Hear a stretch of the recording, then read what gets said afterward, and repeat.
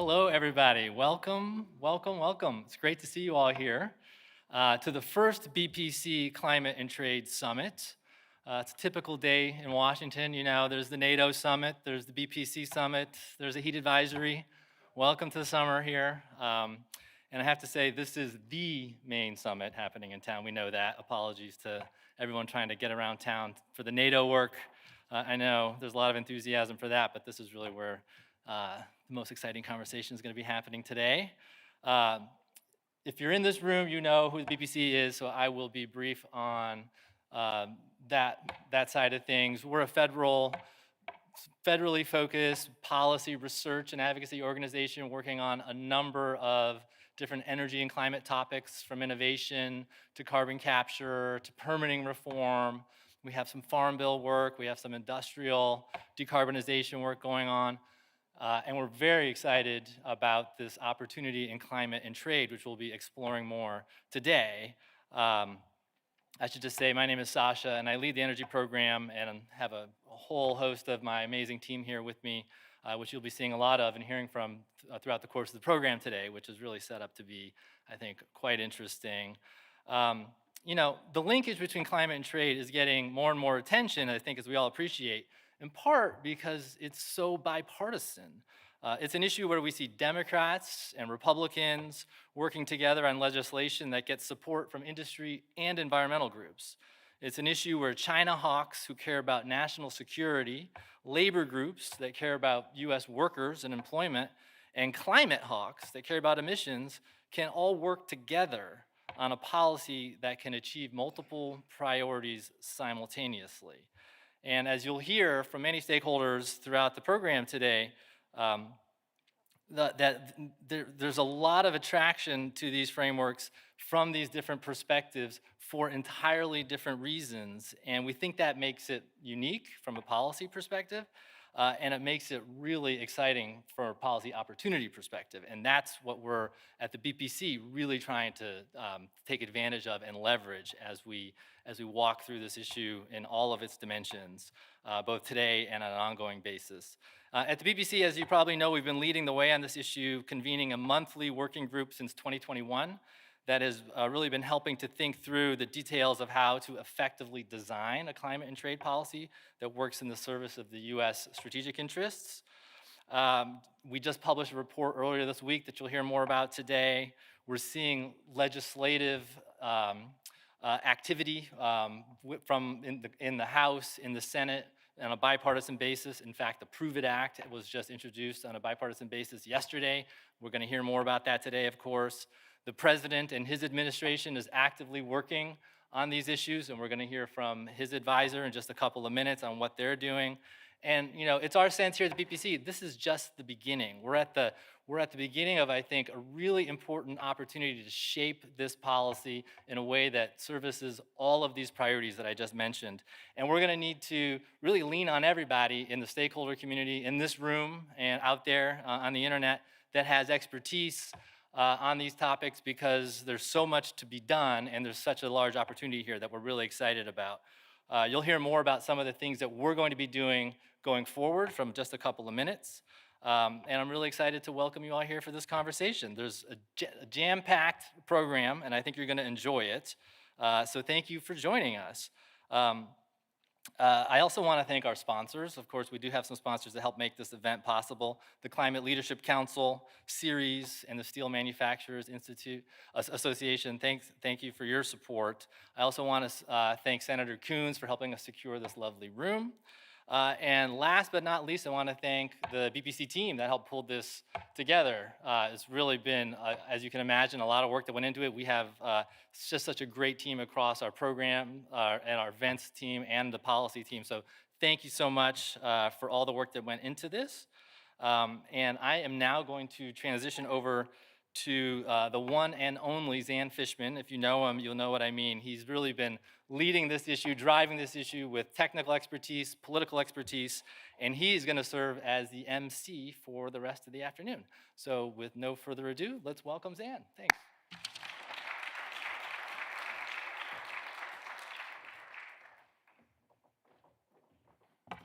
Hey, everybody.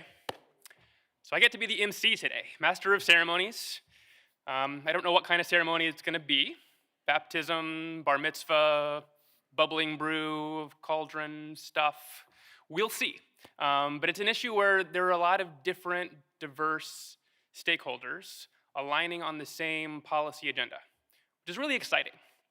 So we're going to start today with some news. I'm announcing that BPC is launching a new advisory council on climate and trade, the members of which are Dave Banks, formerly with the National Security Council and now a fellow at BPC, Greg Bertelsen at the Climate Leadership Council, Maureen Hinman, Silverado Policy Accelerator, Kevin Dempsey with the American Iron and Steel Institute, Joseph Mikett at CSIS, Brad Markell, who used to be with AFL-CIO, Linda Dempsey with CF Industries, Dennis Shea, who's now at BPC, but formerly was Deputy USTR, and Jane Flagle, who's now at Stripe, but used to do industrial policy at the White House CEQ. So we're going to hear from a lot of those council members today, and we're going to be working with them in the coming months and years to help advance our agenda, figure out exactly where we should be focusing our analysis and our education and communication efforts. But now it's time for me to introduce our first speaker. And when we first started this work back in 2021, we started it as we typically do at BBC with a roundtable. Let's like host a workshop, get the smart people in the room who know about this stuff, and figure out if there's a there. And one of the people that I was most excited to get in the room was Ben Beachy. He's been thinking about this topic for longer than most of us. He's very smart, and now he's at the White House. And so I am thrilled to bring to the stage Special Assistant to the President, Ben Beachy, to tell us a little bit about his work at the White House on the Task Force on Climate and Trade. Please welcome Ben Beachy.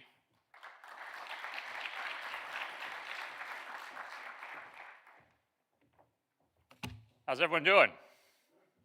I'm from West Virginia. We do a little call and response thing. How's everyone doing? All right, good to see you. Well, thank you for having me here. Before diving into climate and trade, I'd like to speak just a little bit about the sea change that we're witnessing right now in our industrial sector and how trade fits as part of that industrial transformation. In the industrial sector, as in every other sector of the economy, the Biden administration is advancing a bold strategy to tackle climate change while creating good union jobs, while building a more equitable economy. We're taking on sources of emissions that others said were just too hard to tackle. And for all of you who have been working on industrial sector, you know that for too long, the industrial sector, a source of 1/3 of our climate pollution, has been dismissed as hard to abate. Well, we're burying that moniker. Hard to abate was yesterday. Today, we are changing the game by investing in emissions-cutting technologies that transform how we make steel, cement, aluminum, and other bedrock materials of our economy. And we're deploying these investments in a way that doesn't just create any old jobs, but it creates good, high-paying union jobs in manufacturing. Right now, this country is witnessing a manufacturing boom, driven in part by the president's climate law. And this administration is committed to making sure that workers, particularly hard-hit workers, reap the rewards of that boom. And it's critical that those rewards, those economic rewards, be accessible to hard-hit communities. The communities that have been hollowed out by deindustrialization. The coal communities that powered our nation for generations. Communities fighting for clean air. We are pairing these investments with tangible economic and health benefits in the communities that are on the front lines of building a more just economy. So climate, jobs, and justice. That trifecta is the engine of the Biden administration's climate strategy. Now, there are some naysayers to this approach. Some people who say we're trying to do too much. We're guilty of, quote unquote, an everything bagel strategy. I don't know if you've ever tried everything bagels. They taste pretty good. And the reason they taste pretty good is because they combine ingredients that go well together, like garlic, sesame seeds, onions. Kind of like climate, jobs, and justice. These two go well together. We can only tackle the climate crisis by mobilizing trillions of dollars for climate action. Properly guided, that wave of investments can flow into good union jobs. Properly guided, it can flow into communities that have endured decades of divestment. Properly guided, our climate strategy is a jobs strategy, is an equity strategy. And that's not just a talking point, that's a policy priority. We are deploying all tools in the policy toolbox right now to spur that win-win-win in the industrial sector. That includes investments, procurement, and trade. Now on investments, we're putting our money where our mouth is. In March, the Department of Energy deployed the largest investment in US clean manufacturing in history. That's not hyperbole. DOE right now is deploying more than $6 billion to transform how we make the materials that are the backbone of our economy. Just take a look at cement. For literally millennia, we have made cement in a very emissions-intensive way. And right now, thanks to these investments, we're going to see the first projects emerging in the United States that will virtually eliminate emissions from cement, which is the world's most abundant building material. Or look at steel. After years of research into clean hydrogen, these investments will make the United States one of the first countries in the world to convert clean hydrogen into clean steel. Many of these projects are already signing commitments to unions to provide good, high-quality jobs. Many are located in disadvantaged communities, creating real opportunities for locally driven economic revitalization. This is exciting stuff. And we are pairing the supply-side push with an equally emphatic demand-side pull. The Biden administration's Buy Clean initiative leverages the sway of the US government as the largest purchaser on earth to catalyze demand for clean construction materials. Right now, agencies are deploying $4 billion to support clean US manufacturing when they buy steel and glass for federal buildings, asphalt and cement for federal highways. So how does trade fit into this mix? Well, as we are wielding the supply and demand tools to spur industrial transformation, we cannot allow unfair trade to undercut this transformation. And that brings us to the problem that we're all here to address today. To date, our trade policies have largely ignored climate change.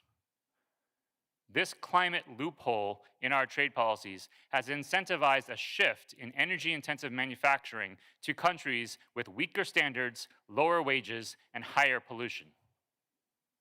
This global race to the bottom has undercut our workers, our industrial communities, and our climate goals alike. I mean, just take a look at aluminum. The United States used to be the world's largest producer of aluminum. And many of our aluminum smelters were powered by clean hydropower. But since the 1990s, smelter after smelter closed its doors under divestment, under unfair trade. And each closure meant lost jobs for workers, lost tax revenue for industrial communities. And while US production declined, production in China rose to take its place. Today, China produces more than half of the world's aluminum. That's not just an industrial competitiveness problem.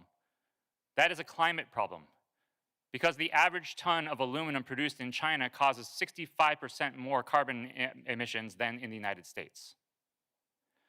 Overall, we have seen in recent decades US industrial emissions decline while global industrial emissions have risen. Right now, industrial emissions globally are the #1 source of climate pollution by end use.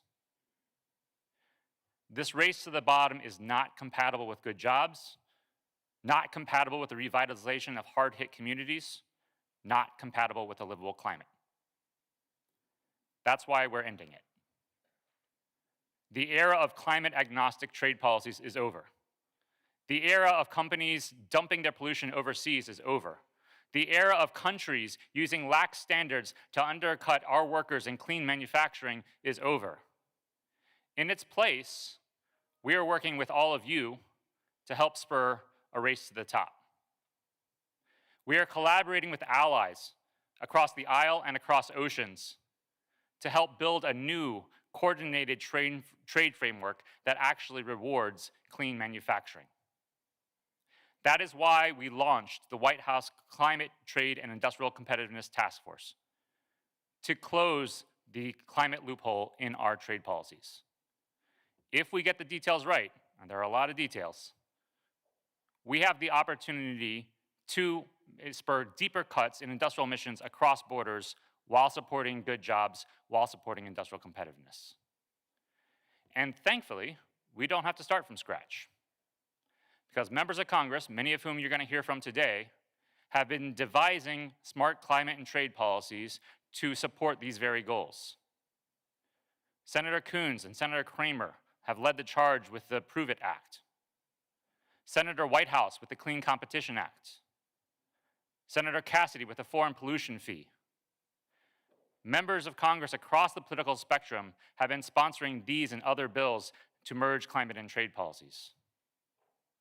And we applaud, the White House applauds this bipartisan initiative to merge climate and trade policies, to level the playing field, to support good jobs and climate action in the same breath.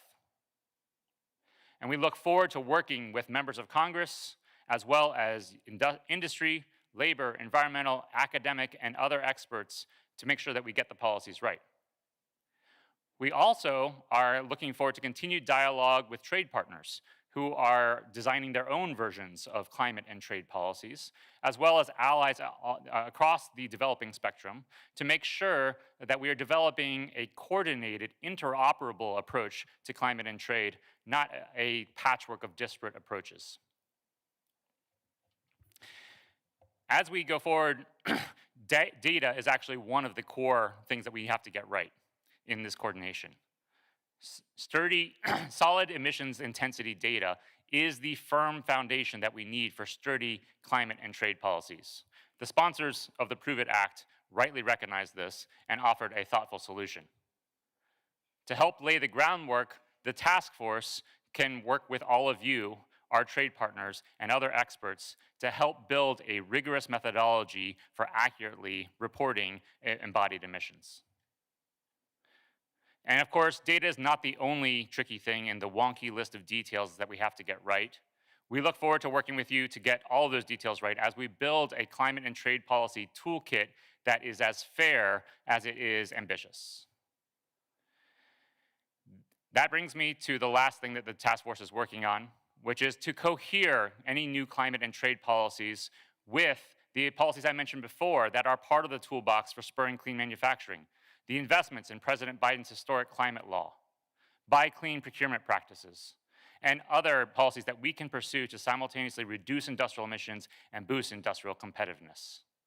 By marrying climate and trade policies with this holistic mix to support clean manufacturing, we can win the industrial transformation that we need to secure a livable climate and an equitable economy. We can together launch the race to the top that our workers and communities deserve. It is ambitious, it will not be easy, but working together, we can do hard things. Just look at the sea change that is happening right now in climate and trade, thanks in large part due to the people in this room. So I thank you for your leadership. We look forward to partnering. Let's get this done.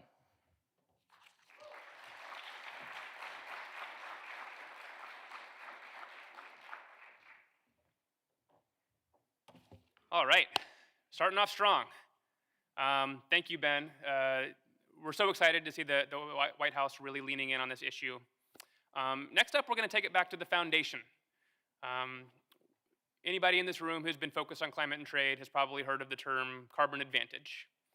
And the organization that really coined this term and did the seminal analysis on the carbon advantage, the Climate Leadership Council. So I'm about to bring to the stage one of my absolute favorite communicators in general, and especially on this topic, Katrina Rourke, who is the Senior Vice President of Policy and Research at the Climate Leadership Council. Please welcome to the stage Katrina Rourke.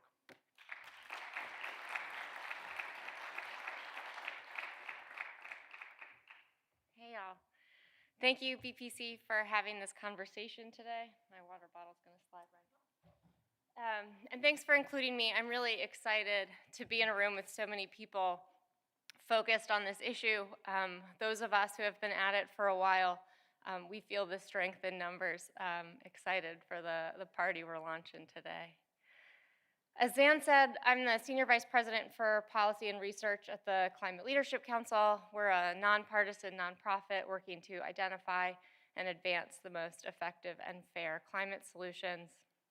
I'm also the Executive Director of our Center for Climate and Trade, where we explore a whole lot of the issues that we're going to be unpacking throughout the day.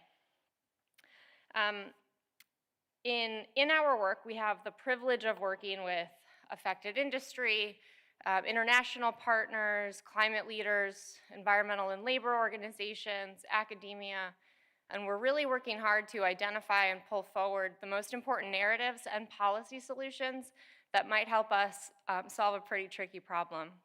And so let me tell you a story today in 3 parts. The first is, we're not going to address climate change at the scale and speed required unless we address the emissions associated with international trade. The second is that trade policies are uniquely capable of introducing a new system of accountability and lowering global emissions. And the third is that, happily, the policies that can lower global emissions are also going to confer benefits on American manufacturers. From our colleagues today, you're going to hear about more aspects of this story, geopolitical benefits, how this will impact China and Russia. But let's focus our conversation now on understanding the connection between climate policy and American competitiveness. This is what we know. This chart just shows global emissions by country from the most recent year for which we have data. China is now the largest emitter globally, roughly a third of global emissions in that red wedge. The US is just 14%. We're the dark blue. Add in that light blue wedge, that's all of our G7 partners, the EU, UK, Japan, Canada, and we creep up to 25%. If we're gonna bend the curve on global emissions, we have to figure out how to reduce emissions outside of these wealthy climate-motivated markets. China comes to mind, India, but this pie chart is just a snapshot. Emissions growth through mid-century is going to come almost entirely from markets that represent a pretty small share of global emissions today. Southeast Asia subsumed in that yellow wedge, Africa in that dark green wedge. These countries are rapidly growing and industrializing and building out the energy infrastructure necessary to meet their needs. Economic development, industrialization, education, healthcare, they're growing. And their emissions are growing at roughly 3% a year today. Addressing emissions from climate-ambitious G7 markets is not gonna cut it. And likewise, we're not going to address climate change unless we address traded emissions. This is what we also know. Roughly 25% of all greenhouse gas emissions globally are associated with goods that are made in one country but consumed in another. And that makes trade a really powerful tool to address global emissions. A lot of the conversation that we've had to date to lower emissions, a lot of what you'll hear today, is framed around a series of policies that would charge imported products based on the carbon emissions associated with their manufacture. These policies have a whole lot of names. The European Union calls it a carbon border adjustment mechanism. You'll hear foreign pollution fee today, but they're all getting at the same thing, introducing a new system of accountability. And it's really important because where you make something matters. At the Council, we've studied the differences in carbon intensity of production across sectors and products for our trading partners around the world, and consistently we find dramatic differences in the carbon intensity of manufacturing. Some markets require 2, 3, 4 times the amount of emissions the US does to create the very same dollar of value. Here, I'm showing you a summary of the relative carbon intensity of production across all traded goods for some of our key partners, because I had to fit it on a slide, just barely, USMCA, EU, BRIC countries. Every red box is a sector in a country that requires more emissions than the United States, Every blue box, fewer emissions than the United States, white box, about the same. And those red boxes are what we call the US carbon advantage. When Ben says that global emissions, global production of really carbon-intensive goods like aluminum and steel are not just a competitive problem, but a climate problem, this is the data behind that. These numbers are hard to read, so let me summarize some takeaways for you. The global economy requires, on average, 80% more emissions than the United States to create the same dollar of value. China, India, Russia, 3 to 4 times the amount of emissions as the United States. Even the EU, which has operated an ambitious domestic emissions trading regime for 20 years, only edges us out by a bit, and even then, not in every sector. This chart is roughly organized with agricultural and industrial products toward the top, more complex manufactured products toward the bottom. And you'll notice that soup to nuts, the US maintains its carbon advantage through all phases of production. Whether we're making steel or chemicals or solar panels or cars, the US does it with fewer emissions than our competitors. Like emissions shares, this isn't a fixed picture either. As Ben was recounting, recent US policy is driving a whole lot of investment in industrial decarbonization, decarbonizing energy sources in the US, and that's going to continue widening this carbon advantage. Okay, let's look at these red boxes in 2 ways. The first is an environmental challenge. There's a lot of work to do to get global manufacturing powerhouses like China, like India, to reduce their emissions. Obviously, there are pathways by which they can manufacture these products with fewer emissions. It's a challenge to get them there. But the second way to look at those red boxes is a competitive opportunity. American firms have already invested in the research, innovation, and deployment of technologies and solutions that have earned them a carbon advantage in the US market. And so how do we turn a carbon advantage into a competitive advantage? It comes down to a simple question. If the US was able to claw back market share from a more carbon-intensive economy like China, would that be good or bad for emissions? Well, one way to measure that is that domestic emissions may go up, but global emissions are going to go down because US manufacturers will be displacing more carbon-intensive manufacturers abroad. This is the key to marrying climate and economic competitiveness goals. And we have a recent example to prove the case. When Russia invaded Ukraine, the European Union moved quickly to disentangle themselves from sources of Russian natural gas. They ended up importing a whole lot more US LNG. It kept the lights on. It helped the EU reduce dependence on an adversary, and it helped the EU shift their market from a methane-intensive source of natural gas to a less intensive source. Russian natural gas is plagued by poor infrastructure and large methane leaks. The National Energy Technology Laboratory has demonstrated that natural gas delivered into Europe from the Russian market has 3 times, wow, Katrina, the upstream emissions as natural gas from the United States also delivered into the European market.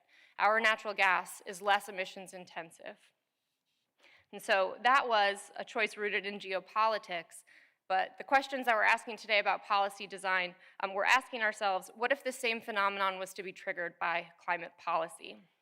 I should also add that the Prove It Act, introduced in the Senate by Senators Coons and Kramer, the House by Representatives John Curtis and Scott Peters, all of whom you'll hear from today, would task the national labs with developing a more sophisticated version of this data set with greater detail about the US carbon advantage. All right, and now I told you that I would tell you why this was good for American businesses. The best example of this, I think, is the steel sector. They're ahead of the curve on documenting emissions intensity. We've just got a lot of data to work with, and I like data. So this is a good test case. Here you'll see a chart. It's got the same color coding as the one before, but there are no blue boxes on this one because the US is the most carbon efficient manufacturer of steel in the world. I've segmented the market here into 2 parts. The top line is flats, think car doors. The bottom, longs, think rebar. And depending on the market segment, Chinese steel is 2 to 5 times more carbon intensive than US production. They're far and away the largest manufacturer globally, and they actively use their market size to make it harder for more efficient American competitors to compete in our market, in the global market, and to make the investments necessary to continue decarbonizing. But Once we introduce accountability for emissions, those trends turn on their head. By charging steel products based on the carbon intensity of production, we would see US-made steel sales increase about 9%, profitability increase about 40%, and imports cut in half. These are real competitive benefits for an energy-intensive major manufacturing sector conferred by climate policy. And this is the paradigm shift. A lot of conversations about climate policy put in tension US climate goals and economic goals. But trade policies can uniquely unite those two ambitions. Good climate policy is good economic policy. And with that, I'll invite colleagues from industry to join me on the stage and unpack more about what the carbon advantage means for them. Thank you so much.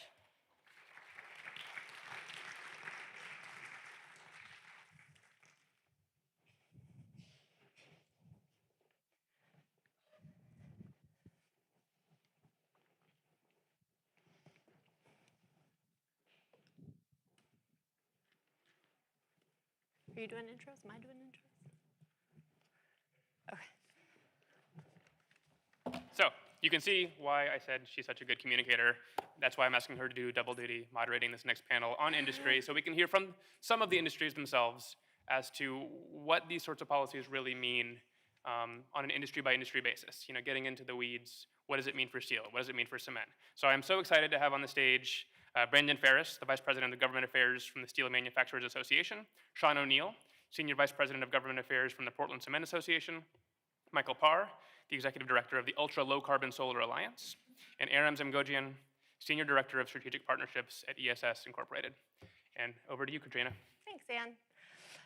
Okay, great. So we've heard a lot about the sort of overarching data, but I'm really looking forward to unpacking with y'all what investing in a carbon advantage and what climate and trade policy might mean for your industries. We've got two of the most sort of energy-intensive, carbon-intensive manufacturing segments globally. Each of you are representing about 8% of global emissions on the stage. Nice work. And then we've got the solution set, right? So we've got solar and batteries, and so this will let us look at how different market segments can all benefit from these approaches. So with that, Brandon, tell me more about steel. A few minutes ago, you said where you make something matters, and it doesn't matter anywhere more than steel. So the US steel has a major carbon advantage. America produces steel while emitting less CO2 than all of our major competitors. I love data as well. So US steel producers are somewhere between 75 to 320% more carbon efficient than global producers. Increasingly, we see the rest of the world that's trying to copy our steel industry. You mentioned the EU, and they're very much trying to copy our steel industry. Why do we have this tremendous advantage? Over 70% of American steel is now produced in modern electric furnaces, the most efficient production process with substantially lower emissions. EAFs have an emission profile 70% lower than traditional steelmaking processes. The US also has a carbon advantage because we let market forces determine the production route. EAFs are inherently more efficient, so virtually every new mill built in the last 50 years in the US has been an electric furnace. Today, they account for all domestic production of long products and a majority of the flat products. In contrast, when you look at the rest of the world, only around 5% of steel production in China uses the most efficient process. Look at Brazil, and it's around 15%. Our members are continuing to invest in their global leading steel products. They will invest $18 billion over the next 3 years, leading the way in electrification, modernization, and decarbonization of America's steel industry. We have a tremendous advantage over the rest of the world. However, current climate and trade rules don't give American steel producers credit for their cleaner operations, which is one of the things I was very happy to support the Prove It Act. We saw Congressman Peters walk in a few minutes ago, and that really does exactly what it says. We are better than the rest of the world. Prove it. And so if there were a policy that accounted for carbon emissions, US steel production would supply a greater share of our domestic market. For instance, steel exporters to the US emit 50 to 100% more CO2 per ton than US producers on average. That could lead to some of the most carbon-intensive markets, like China and Brazil, being further reduced in the US market, which could create even greater economic benefits for our domestic steel industry. we could see production increases across all major steel regions, such as the Great Lakes, the South, and the West. That would be coupled with all regions that would see additional economic growth. Steel supports all manufacturing. It supports all economic growth. So overall, the US economy is 3 times more carbon efficient than that of China, 4 times as efficient as India, and nowhere is our advantage more apparent than in our efficient, modern domestic steel industry. Thank you. Thanks, Brandon. All right, so we use a lot of steel, but we also use a whole lot of cement globally. Tell us more, Sean, about how these dynamics are playing out in the cement industry and what climate and trade policies might mean. Great, thank you. And first of all, thanks to BPC for holding such an important and timely summit. It really is critical to have this conversation, and we at PCA are happy to be a part of it. As I do these things, often I like to ask a question: is who knows, by the show of hands, who knows the difference between cement and concrete out in the audience? All right, I can sort of see everybody. All right, so just to kind of a parochial view of things. So cement is to concrete like flour is to cake, right? So you need, in order to have concrete, which is the second most consumed material on Earth, you need cement production. And so we are critical not only to building the infrastructure that we all, I think, that's critically important to all of us, roads, bridges, but all of the buildings that we're in. So we are critical industry in the United States and throughout the world. So the demand for cement and concrete is only going to grow as populations grow. Our members recognize the important role that we play. You mentioned the emission numbers and what steel and cement play in that, and we take that very, very seriously. Our members, climate and sustainability for us is an utmost priority. Our members have been focused on it. They've been investing in technologies that lower their carbon footprint.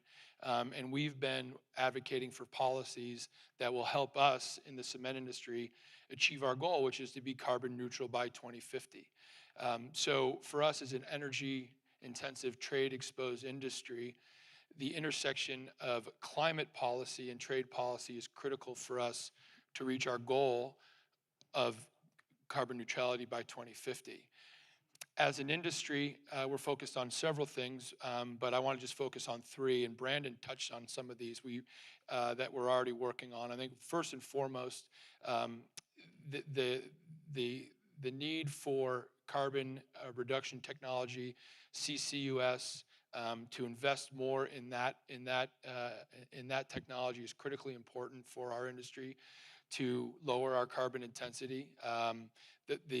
The process of making cement, taking limestone and other raw materials and turning that into clinker, which eventually becomes cement, is known as the chemical fact of life. That emits CO2. So in order to address that chemical fact of life, we need scalable, affordable carbon capture technology. And then there's the permitting angle to that too. Policies that will allow the permitting of these projects, whether it's to install the carbon capture technology or sequester the captured carbon or transport the captured carbon, is critically important. So we as an industry are investing in these technologies. We're also partnering with the Department of Energy. 2 of our members received up to $500 million in grants from OSED in their industrial demonstration grant program. So our members will match that. So you'll see $1 billion of investment in 2 cement production facilities in the United States to advance carbon capture technology. So that again is critically important in our in the investment we're doing in reducing our carbon footprint. And then to touch on 2 other specific areas, one would be to increase the use of alternative fuels in the cement manufacturing process. So we traditionally rely on fossil fuels, coal and petcoke, to heat up that cement kiln to 2,700 degrees Fahrenheit. And we can supplement that fuel using alternative fuels, biomass, plastics, railroad ties. You can really, anything that has an energy intensity, we can combust in the kiln and use that as fuel. And again, that helps lower our carbon footprint. When we talk about where our partners are on this, our trade partners, the EU is north of 50% alternative fuel use, whereas in the United States, we hover around 10 to 15%. There's a lot of reasons for that. There's some regulatory challenges there, permitting challenges as well, but that's another area where we're making some improvements. And then lastly, last point I want to touch on is growing the market for lower carbon cements and concretes. The Buy Clean program being, that was mentioned earlier, is important to us. We need a market that exists to expand the production of and the use of low carbon cements and concretes. Our members are investing in innovation. They're looking at market innovations. But again, I think there's a lot of folks that it's just not us that are going to be able to move this process forward to allow us to reach our goals. It's going to take many of us and a lot of folks that are represented by people in the room. So that's, I think I'll hand it back over to you, but those are really the three main drivers for us. Terrific. Really encouraging to hear about all of the investments and creativity going into decarbonize these sectors. Next, I'm going to turn to Michael. I think I borrowed where something's made matters from you, so thank you for that. But I want you to talk to us more about the Ultra Low Carbon Solar Alliance and what the manufacturers in that alliance are doing to highlight the benefits of making decarbonization technology with fewer emissions. Happy to. By way of background, the Alliance is a global association of manufacturers across the solar supply chain, and our goal is to decarbonize solar manufacturing end to end. I'm pleased to say that solar manufacturing is a manufacturing success story in the US right now. Every single one of my members is expanding or investing for the first time in manufacturing in the US, and many other companies as well. We currently have several 100,000 new solar jobs and roughly 1 million new US jobs tied to solar manufacturing just in the last several years. Why? Solar's fastest growing energy source globally. There's huge demand for it. And the IRA and other policies have been a real boon to drawing some of that investment to the US. Why are we trying to decarbonize solar? Seems a little counterintuitive. Isn't it a clean energy source? And yes, it is. It's a zero carbon generating source and currently one of the lowest cost sources of energy globally. But there is a little irony in the background. Most of the solar manufacturing growth in the last 15 years or so has been in China, and they have grown at a scale that is hard to wrap your head around. There are elements of the solar supply chain that are quite energy intensive. And because China's grid is still so carbon intensive, and because they have put manufacturing of the most energy intensive components in areas like Xinjiang province or Inner Mongolia, which are essentially 98% coal-based grids, very high carbon emissions. Work by Breakthrough Energy suggested by the end of this decade, the current rates of growth in solar manufacturing in China, it will outstrip global aluminum as a source of emissions, and we will emit an additional 30 billion tons of CO2 by the end of the decade in Chinese solar manufacturing. Not a great look for clean energy. So our goal is to change that trajectory and get the Chinese industry to look more like the US or European industry, which has much better energy efficiency. We draw from much lower carbon grids. We do a lot more work on energy management, so we're taking our power when the renewables content of the grids is maximized. So how are we trying to do that? Really simple, and you mentioned, we're trying to create a market demand for low carbon solar. We're educating the market that not all solar is created equal. It's all good, but it's not created equal. And you buy a solar panel from a US supply chain, and it will have roughly half the embodied carbon levels as a solar panel from the Chinese supply chain. Now that Chinese supply chain solar panel was probably assembled in Southeast Asia. They are very adept at hopscotching around to find countries in which to do this final assembly that allows them to evade trade restrictions and import into the US. They're about to pick up from Vietnam, Malaysia, Thailand, Cambodia, and go to Indonesia because we're about to tariff those countries again. but it doesn't reduce the carbon footprint because they're just taking the Chinese components and moving them around where they put them together. And so we have been working really hard to educate markets about these carbon benefits, and because people deploy solar for low carbon purposes, there's a lot of uptake on this idea. We have worked with an independent third-party eco-label developer to develop a very rigorous eco-label by which people demonstrate that they're low carbon. So you can't just say, hey, I'm graded my own LCA with my own conditions, and look, it looks really good. There's a standardized process, third-party verified by experts. So far, only 2 companies in the world have qualified for it. Both are US manufacturers, more are in the queue. We want the Chinese to get it. We want them to decarbonize to get this eco-label, to be clear. But in the meantime, we really like the manufacturing advantage it gives us. A 2x carbon advantage, and if you've been reading news lately, Google, Amazon, Microsoft, all really big carbon pledges. Microsoft, a let's go negative carbon pledge. Also, building data centers as fast as they can, and in fact, all of their emissions are going up. They do a really good job of trying to source renewable energy to drive these data centers, but if they're using ultra-low carbon solar, bang, a 50% reduction in Scope 3 emissions right there. So you can see the appeal of it. And so our goal is to use market forces to drive decarbonization. Policy helps, IRA's done a good job, and something like the Prove It Act to further demonstrate to people that these 2 solar panels will make the same energy, but this one used twice the amount of carbon to make as this one. Pretty easy choice, right? And in the short term, that means more solar manufacturing in low carbon economies like the US. In the long term, ideally, it means the entire global solar industry cleans up its act and we become a really, truly clean source of power. Beautiful, well said. All right, Ram, next to you. As variable sources of power increase penetration on the grid, we electrify everything, including transportation.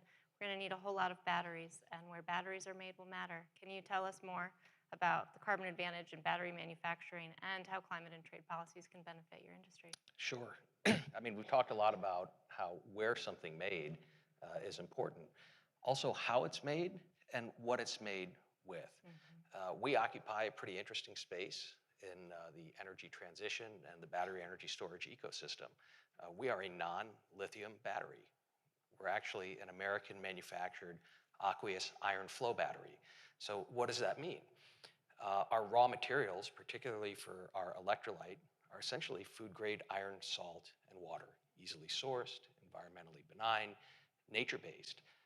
The balance of our systems is broadly sourced across 70-plus vendors across 29 states, right here at home. So how we're making is much lower in terms of carbon intensity than the predominant battery energy storage technology today, which is lithium ion, whether it be for EVs or the grid. We're not subject to the same questionable supply chains, and certainly not the same very carbon intensive manufacturing practices. We like to say that our manufacturing process is more akin to a Maytag dishwasher manufacturing plant. Very simple, very clean. In fact, UC Irvine undertook a study a couple of years back on various flow battery chemistries, vanadium, iron flow, and a couple others, and determined that in terms of impact on climate from cradle to gate and GHG impacts in particular, ESS ranked the highest in terms of its iron flow battery and was the most recyclable stationary storage battery in that category as well. So we too welcome progress on the Prove It Act, and we would certainly welcome the side-by-side comparison of our technology compared to more carbon-intensive manufactured batteries, particularly in China. To your point, policy does help. One thing we haven't really talked about is how policies can help American manufacturers export these solutions. We're a huge fan of the U.S. Export-Import Bank of the United States, and in particular, their Make More in America program and their China and Transformational Exports programs. And these programs, when XM, not if, but when XM is reauthorized in the next year or so, coupled with hopefully the Prove It Act being signed into law, will continue to open opportunities, not only domestically for American manufacturers to deploy the clean tech that our grid needs to decarbonize, but also open opportunities for American clean tech manufacturers to export these solutions, particularly in markets where China is dumping much more carbon intensive and less clean solutions. Beautiful. I'm really glad we got in export more on this panel.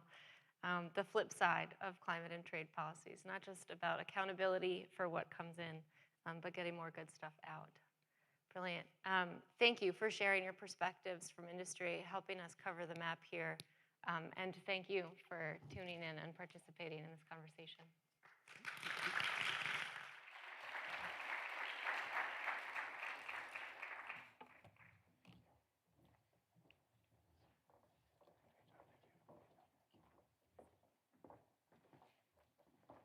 All right. Now we are going to go back in the Wayback Machine, back in time, to take a look at what the Trump administration's view was on linking trade policy with environment policy. We've got two members of our newly announced BPC Climate and Trade Advisory Council. First up, we've got Dennis Shea, who is former Deputy USTR and the US Ambassador to the WTO. And will be moderated by Dave Banks, who's a fellow at BPC and was former Special Assistant for International Energy and Environment at the National Economic and National Security Councils from 2017 to 2018. So welcome to the stage, Dennis and Dave.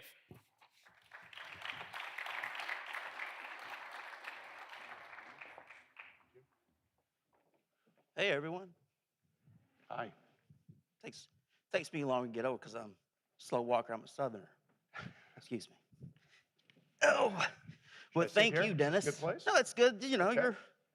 I like you enough. You 10 don't have to minutes, be this too is far. like speed dating here. Yeah. Well, thank you for joining. Sure. Really appreciate it. I know the audience is really interested in your views on and your experience with the Trump administration and how you guys viewed environment and trade.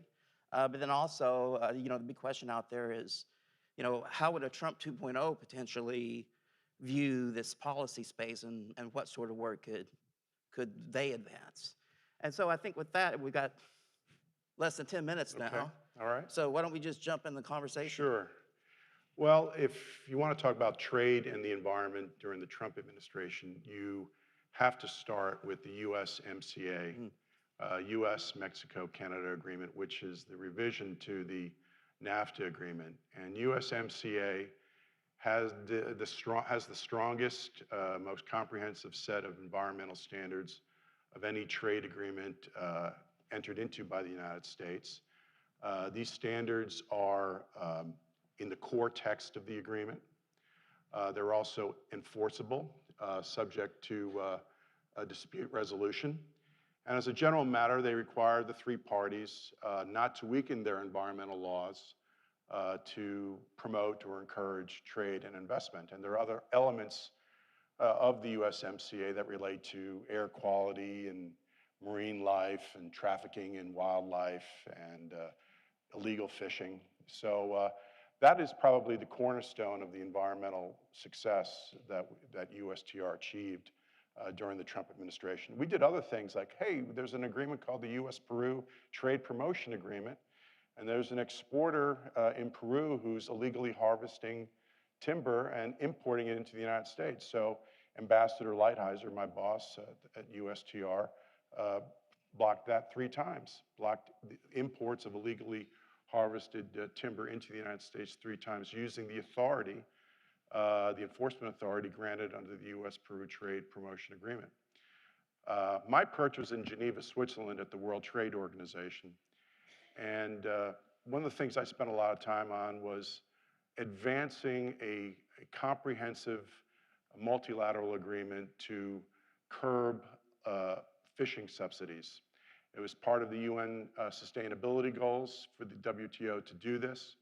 So we advanced 5 separate proposals at the WTO. Probably we were part of the ambitious group along with countries like Australia and New Zealand to curb illegal, unregulated, and unreported fishing, subsidies for that, to curb subsidies for overfishing and overcapacity, to curb subsidies for distant water fishing.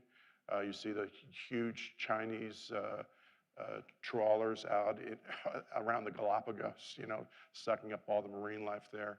To promote notifications of subsidies and to prevent carve-outs, exemptions from the rules for so-called developing countries that were actually very heavily involved in fishing. So we were advancing that in a very comprehensive way, a very ambitious way. The WTO a couple of years ago, its ministerial enacted the low-hanging fruit. They enacted an agreement to prohibit subsidies for IUU fishing, illegal, unreported, and unregulated fishing. But the more ambitious part of the effort has yet to be completed. At the end of my term at the WTO, we circulated at Ambassador Lighthizer direction, circulated a draft general counsel decision that basically said that to clarify the understanding under something called the Agreement on Subsidies and Countervailing Measures. That's a WTO agreement. We circulated a document to the General Counsel, which is the governing body of the WTO, saying that if a country fails to adopt, maintain, and implement environmental regulations at or above a fundamental threshold of standards, that is potentially an actionable subsidy under the countervailing, under the subsidies, Agreement on Subsidies and Countervailing Measures. And a company or hurt by that can actually seek a countervailing duty to offset that. So those are sort of four things, Dave, that stand out to me. I'm sure there are more, but those are the four things that came to mind. Well, and let's step back just a little bit too, because for folks who aren't that familiar with sort of the trade policy, I mean, one of the focuses of the Trump administration's trade policy was to hold countries accountable for unfair trade practices. Right. And when we're talking about unfair trade practices, that can include and should include countries that use either lax standards or enforcement and compliance, because sometimes they'll have the standards on the books, but they won't enforce, right? But using that record to essentially create a competitive advantage in trade, and Right. So the policies that you guys pursued actually kind of flowed from that principle. That's actually true. I mean, I want to talk a little bit about Bob Lighthizer. I mean, he was the most consequential USTR in the nation's history, in my judgment. And he basically said economic security is national security. I come from the Republican perspective, and for a long time, I know you do too, I think for a long time, those two things were held separately. Right. National security is military, planes, guns, boats, bullets, and economic security is something else. But particularly in the competition today with China, there's just a great awareness now that economic security is national security, and Bob Lighthizer was very instrumental in pushing that. And by the way, a visionary. He In a sense, right? Because, I mean, he's been making these arguments about environment and trade and industry subsidies at least for the past 30 years. Absolutely. He was a lawyer in private practice, did a lot of work for the steel industry. But he also, another paradigm shift is that we're not just, that Bob kind of pushed very, very aggressively. We're not just consumers in this country. We have to think of ourselves not just as consumers, but also as producers. Okay, a country does not become strong and powerful by buying high-definition televisions and just consuming.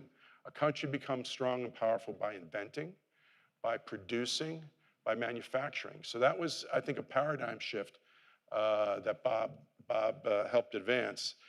And he also advanced the point that, our market, we're the largest economy in the world, the largest import market in the world. And you know what? We have leverage. We have leverage. Being the largest gives us a lot of leverage. And to your point, Dave, about, we have all decided, we're in Congress. Congress decides that we're going to accept some minimum level of health standards, we're going to accept labor standards, we're going to accept environmental standards. These values are more important than pure efficiency, Right, right? right. So if we're going to abide by those standards, then those entities who are seeking to import into the US market should also abide by them. And if they're not, then they should be charged, perhaps. Okay, so so the big question that people have, of course, is what would a Trump 2.0 possibly do if President Trump's reelected? And of course, Mr. Lighthizer, the ambassador, has been on the record supporting a carbon border adjustment mechanism without a domestic price on carbon. Of course, I think that's an important nuance there. But he has certainly talked about, and you brought his book. I brought the book, yeah. And are you getting $1 per book? No fee. I'm Okay, not getting okay. no cut out of this. Just no want to be vig, transparent, no just vig. in case. Right. No, he put together, I really recommend this, no trade is free. And then he has a chapter at the end about the path forward. And that's a very useful chapter to understand at least where he's coming from. I know you mentioned the carbon border adjustment fee, and I'll just read what he writes in here. Many members of Congress would have to take my glasses off to read, I'm getting that old, would like us to have a carbon border adjustment fee put on imports. I agree.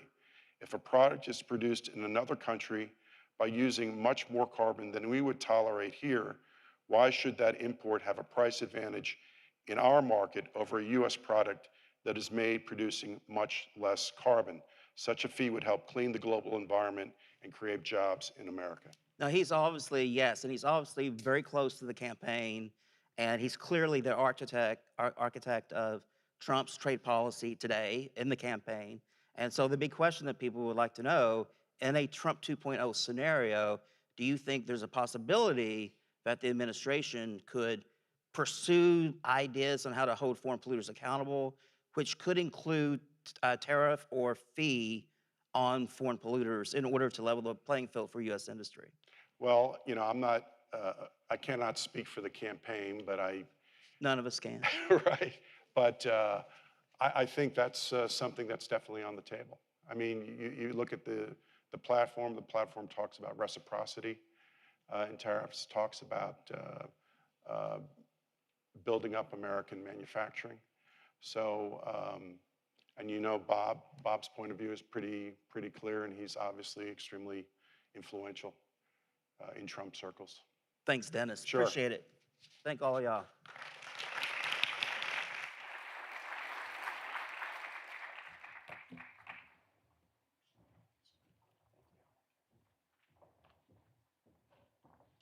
All right. I did not know that the CBAM we were talking about today was copies of a book adjustment mechanism, but apparently it's not. We have one final segment. Okay. All right. One final segment before we go to intermission. This is the showstopper. This is the curtain closer. We are going to have a wonderful fireside chat. Then we're going to have a short coffee break, and then we'll come back for the second segment. We have just a treat for you guys. These two members of Congress, Congressman Scott Peters from California and John Curtis from Utah, Democrat and Republican, both are just advocates, champions, serious bipartisan legislators. Yesterday, they introduced the House version of the Prove It Act. We're really excited about it, but I don't want to steal their thunder, so I'm turning it over to the two congressmen and my colleague from the Bipartisan Policy Center, Leslie John-Tarasimi. Hello, everyone. Seems like every single previous speaker has mentioned the Prove It Act, so now we have the opportunity to hear directly about it. We're really excited. If anyone doesn't know, Prove It Act stands for Providing Reliable, Objective, Verifiable Emissions Intensity and Transparency Act. Prove It Act.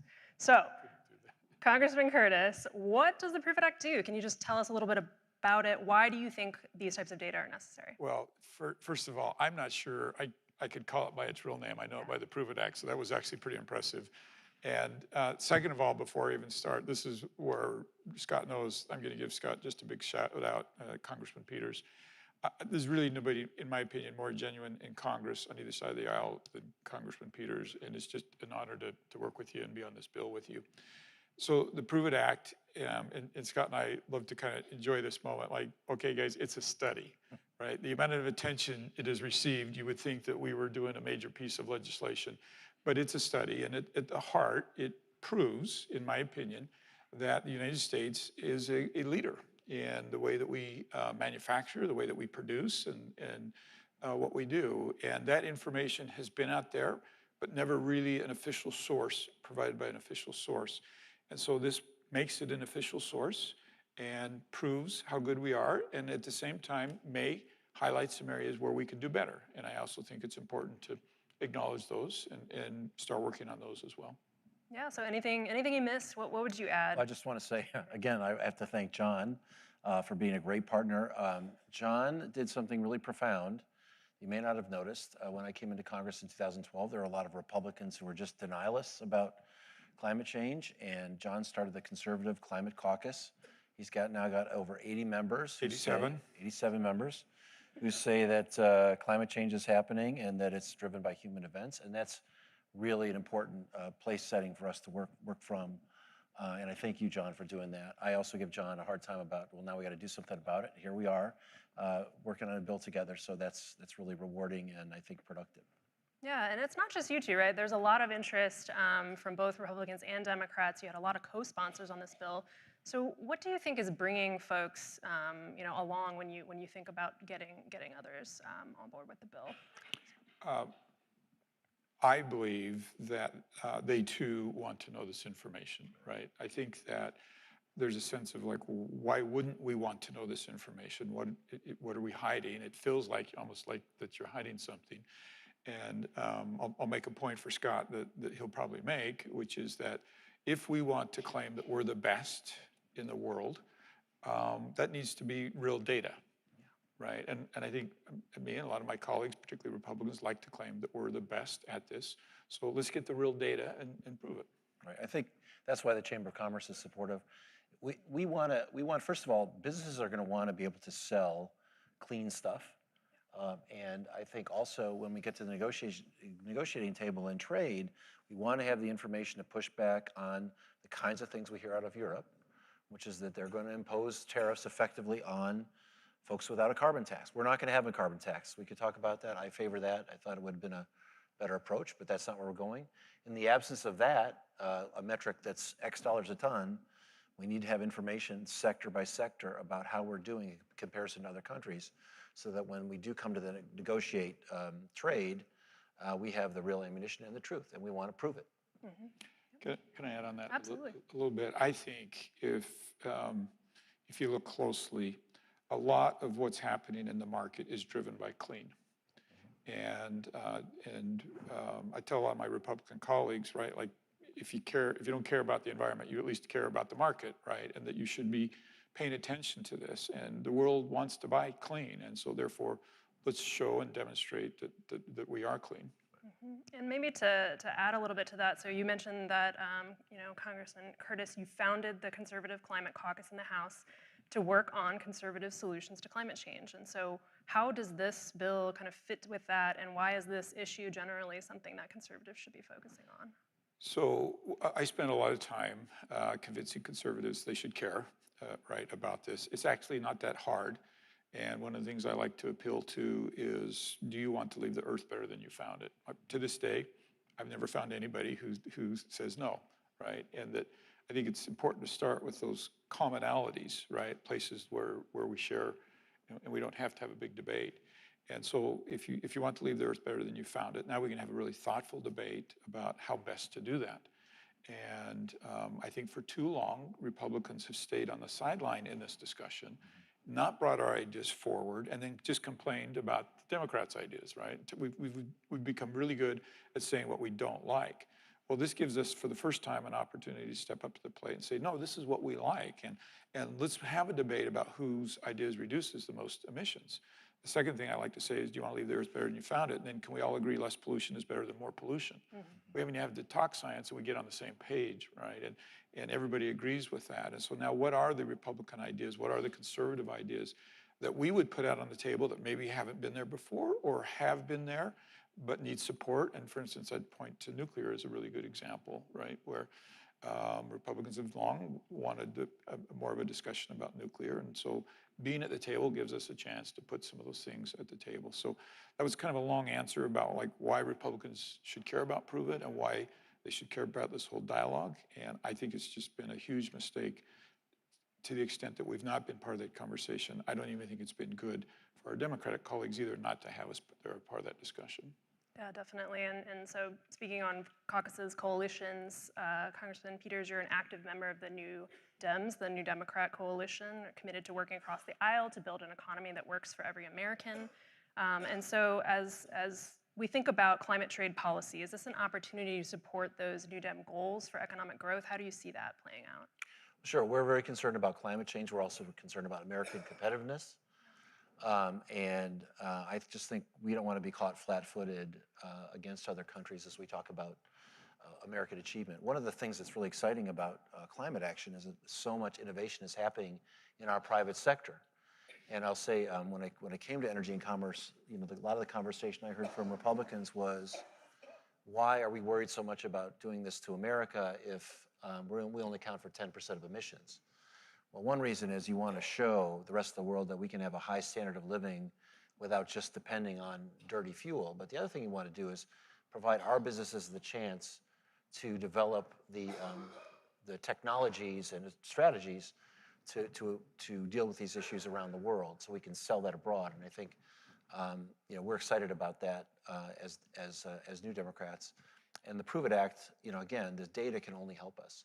And by the way, we'll sort out maybe if some of our folks are dirty, we'll know that too, where we have to make improvements and compete. But the whole idea of the IRA was to provide subsidies and financial support for better outcomes in the private sector. And that's still a work in progress, but it's very consistent with what we're talking about in the Prove It Act today. Yeah, definitely. So I was remiss. I should have mentioned at the top. So this is the first panel, not only with members of Congress, folks who have just introduced bills. We also have the opportunity in this panel to hear from you, members of the audience, to submit questions. You can do it online in the chat feature in YouTube, or if you're in the audience today, we actually have a handy-dandy QR code that we're going to put up on the screen, hopefully. And you can take out your phones. We typically don't like it when you take out your phones during a panel, but in this case, take them out, scan this, and then you can type in your questions. So this is how we're going to do it, high-tech ways. May we submit? You can definitely submit a question to each other. I'm asking John why he wants to ban meat. Yeah, definitely. So speaking of that, actually, not really speaking of that, but opponents of the Prove It Act, Congressman Curtis, I've been hearing some of these sort of strange arguments, right? That Prove It Act's going to lead to a carbon tariff, which is going to lead to the WTO, enforcing some kind of carbon tax in the United States. So what is that argument? Like, what's happening here, and why are people getting so spun up about this? I view that as a really positive thing. If they're getting spun up, that means that we've got something, right? I mean, it tells you that something's here, something important is here. I do think it's disingenuous. Think for a minute that the claim that this is going to lead to a carbon tax. Let me come back to what we're doing. We're doing a study on data that's already there to have a government source, right? Yeah. How is that going to lead? Please tell me, like, anybody make a rational conversation, debate about how that's going to lead to a carbon tax. I do think, so the reality of it is the climate world is full of red herrings, it's full of excuses, right? And I think this is one of the reasons it's been hard for Republicans and Democrats to come together. And I think, one of the things that Scott and I enjoy is like we can take all those, we can push them aside and just deal with like what's right in front of us. So I'm not surprised by the attacks, and I'm actually encouraged because it does tell me, hey, we've got something important here. And it does mean that we have to do a little bit of explaining, which is unfortunate. You would think people would see this at its face value. And then I would also point out, too, there have been a lot of attempts over the years for a carbon tax. Some of my closest friends in Utah are proponents of a carbon tax. Scott's a proponent of a carbon tax. It has been, all of those attempts have been unsuccessful. So how is it that all of a sudden this is the secret, right, to a carbon tax? Can I just add to that too? I'm for a carbon tax. John's not.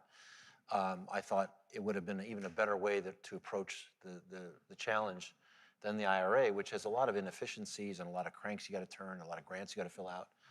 But it wasn't there. And it was pretty clear that the Biden administration didn't support it, and folks in Louisiana didn't like it. The reason we have to do this is because there is no carbon tax, and we're not going to have one. We can't just say we got $100 a ton compared to your 110.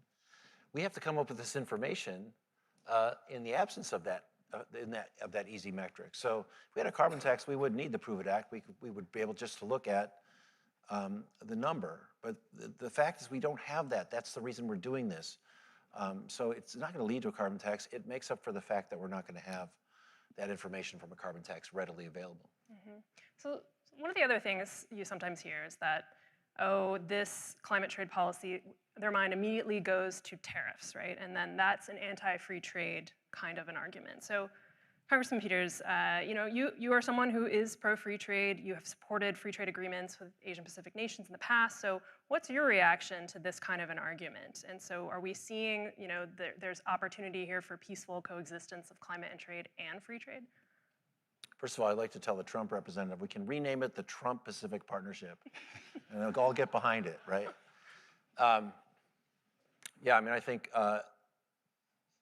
this will facilitate free trade. It's likely to abate efforts to come after us as a country and our industries. I think we should be ready, and in a multinational economy where this is happening all over the world, there's a lot of competition. We don't want to be flat-footed, back on our heels. We have to be ahead of the game. So we should have passed this law a couple years ago and gotten started. But the second best time to plant a tree is today, and we should do it. I think without it, we're really going to be, we're playing defense, and I think this is not good for American businesses and workers. Definitely. Yeah, I like to talk a lot about not just carbon, but a lot of regulations that we put on U.S. businesses that are not matched by people importing into the United States. So think for a minute about, let's pick on China. So think about human rights issues, think about OSHA and carbon emissions, and think of all the regulations that are placed on a U.S. business. Why is it okay to put those regulations on a U.S. business but then allow somebody to import into our country without those regulations? So they're either important regulations or they're not. So if we're not insisting on them product coming into the United States, well then let's stop putting those regulations on US businesses. Now, that would cause, quite a dither, but to me it's the same thing. It's like, well, how is that okay? And so I think this is an important conversation, and it was really important to me to listen to that previous little conversation because I'm very curious about where this is going, and if there's a Trump administration, where this is going. And I would like a really strong dialogue about every regulation we put on a US business that we don't require on somebody else that gets to import into our country. And why is that okay? Yeah, that's an important point. I don't think we've touched on that yet. So there are human rights and labor standards provisions of the bill, is that right? Do you want to expand on what those are? I do, and I think this is an important difference between the Senate version, and I think part of this was me saying, hey, look, this is bigger than just carbon, right? These are differences in how we regulate here versus other places. So let's do the study on those as well. Let's have that information. And it's remarkable to me that U.S. business competes and wins almost every time in these arenas with this tremendous handicap. But let's at least acknowledge the handicap, and if nothing else, inform consumers of the handicap, let them make a more informed decision when they're purchasing something, and then have that conversation about, well, should we be doing more to level that playing field? Definitely. And a theme that I heard come up earlier today in the conversations that we've been having is kind of this question of accountability and who are we holding accountable, and how does this bill necessarily help advance some of those priorities that we want to have. You can't hold people accountable if you don't have the information. We just sort of we need a study. I was here for a little while, but all the panels have mentioned the need for this information. Some have even referenced the act. It's referred to Ways and Means in the House. It is through the Senate committee, and we all ought to be working hard to see if we can't get it passed. Like I said, it's got bipartisan support. I think you know, the chamber's for it. APIs for the Senate version. I think they'll be for our version. I was talking to a representative from Chevron today. They think it's a good idea, and you know, I think there are some outliers, but we got really widespread support. It makes sense, and I hope you all help us as you wander the halls. Let people know that we should get this over the finish line. This should not be that hard, right? It's a study. Yeah, so Congressman Curtis, what else would you say about the pathway for this bill moving it forward? Well, I think we all have watched legislation in Washington, D.C., and you've all seen really good bills languish and die. You've all seen bills with lots of co-sponsors languish and die. And I think this is where there's a big burden on the two of us to chart a course, to lay a path, to give this bill the highest likelihood of moving forward. And there's a number of ways to do that. You know, favorable vote coming out of committee is a big deal. Co-sponsors, that's a big deal. Industry weighing in, that's a big deal. And if we do our job well, you all have seen this in Washington, moments come along that you can take advantage of, and you usually can't define that moment until you see it. It's usually different than what you think it is. But you have to be ready for it. And if you're ready for it, your bill is then ready to take advantage of that. And I think if you look back over the last few months on how both of our staffs, by the way, let's give our shout out to our staffs, have worked on this bill, you'll see just tons of work to get this bill ready. Some of that's co-sponsors. A lot of that was seeing what happened in the Senate. How can we improve the bill over on the House side? What criticism was there? How can we adopt to that criticism? So I think the path forward, in many ways, it relies on our ability to work this and get it ready, and then look for that window of opportunity when we can actually get it into law. Mm-hmm. So I see some questions now rolling in from the audience. Definitely want to encourage more. If you have them, please do submit through the QR code and through the chat feature in YouTube. But maybe taking a step back. So we've talked a lot about the bill, what it does, what its future is, why it's needed. But what is the bigger picture for both of you in terms of how this type of climate trade focus and the need for data is really important to a broader set of climate priorities? And so Congressman Peters, you work on a lot, permitting reform, methane, wildfire prevention. So how does the climate trade angle kind of fit into that bigger picture of what you're trying to do? There's a whole list of environmental issues you have to handle to deal with climate and with energy security, by the way, at a time when, for the first time, we're going to have a spike in demand for electricity. We're going to have to stop battling each other over where the transmission is good or pipelines are good. We're going to need to build a lot of stuff and get on the same page if we want the air conditioners to stay on. But one of the things we need to do is give attention internationally to climate. We are only responsible directly for 10-12% of worldwide emissions, but we have a lot of influence over what happens in the rest of the world. I'd love to really start to think about foreign policy and how that affects other countries as they develop prosperity. What are they going to use for energy? And I think the United States has a real interest in our business community being involved in that decision. Nuclear is something we talked about. We had a lot of progress in the committee, almost unanimity about the need to move forward with that. But it's one atmosphere, and so I'm proud of what we're doing here. I think we're setting an example. We're creating a lot of innovation, but we need to deploy it around the world.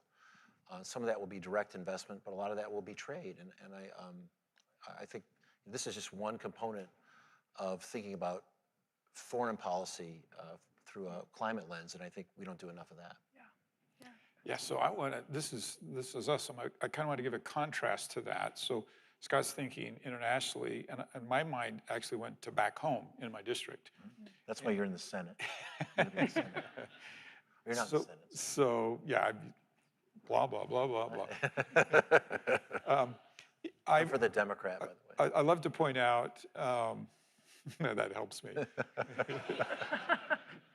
I love to point out that I represent a county, it's called Carbon County. And then I smile and say, what do you suppose, right, that they do in Carbon County? And I represent oil and gas. And I think as important is our look outward is our look inward, where we're failing, in my opinion. And we talk about transition, and all people hear is, you want to take away my livelihood, you want to take away my jobs, you want to, we're just not doing it well. And I think an important part of this conversation is like, how do we do this right in coal producing counties? How do we do this right in oil and gas producing counties? And one of the ways for me to do that is to totally change the dialogue to, and people never quite know what to do with me when I say this, but you know, I've never seen any science that says that fossil fuels cause climate change. It's carbon, right? Not the fossil fuels, it's the carbon that does. So let's have a conversation about direct air capture, carbon sequestration, right? And let these people compete for clean, affordable, reliable energy. That's all they want, is to be able to compete. And these people, and then this is where the Prove It Act comes in, is like, they too often question the data or what's been given to them. So let's give them good data, right? And let's make them part of the solution, not the problem. And when I go into these counties and I talk about, guess what, folks, you can actually be part of the solution, not the problem. They love that. They're game for that challenge. But when you come in and say, you guys are bad, what you do is bad, right, we lose them. And of course, they're going to fight us on it. Definitely. So we do want to congratulate you. You referenced your election win there, so excited. You know, hopefully, you know, in the fall. Did we talk about the margin, or is that okay? We certainly can if you want. But where are you seeing the kind of future in the, you know, if you're moving to the Senate? Are we you know, thinking about how to engage the Republicans caucus on climate issues, on this potentially this? Yeah, I'm asked that a lot because of my work in the House, and I usually refer to the fact that when I came to the House, I had no idea that I was actually going to be involved in this, let alone how I would be involved in it. And I feel a little bit that way going to the Senate.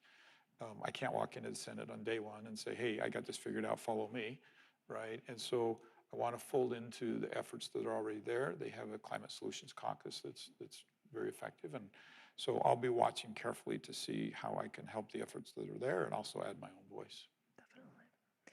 Okay, so question from the audience. How can the U.S. leverage the carbon advantage without inflaming trade relations? You have thoughts on that one? I mean, we see it coming already. We're going to have a little bit of a spat with Europe.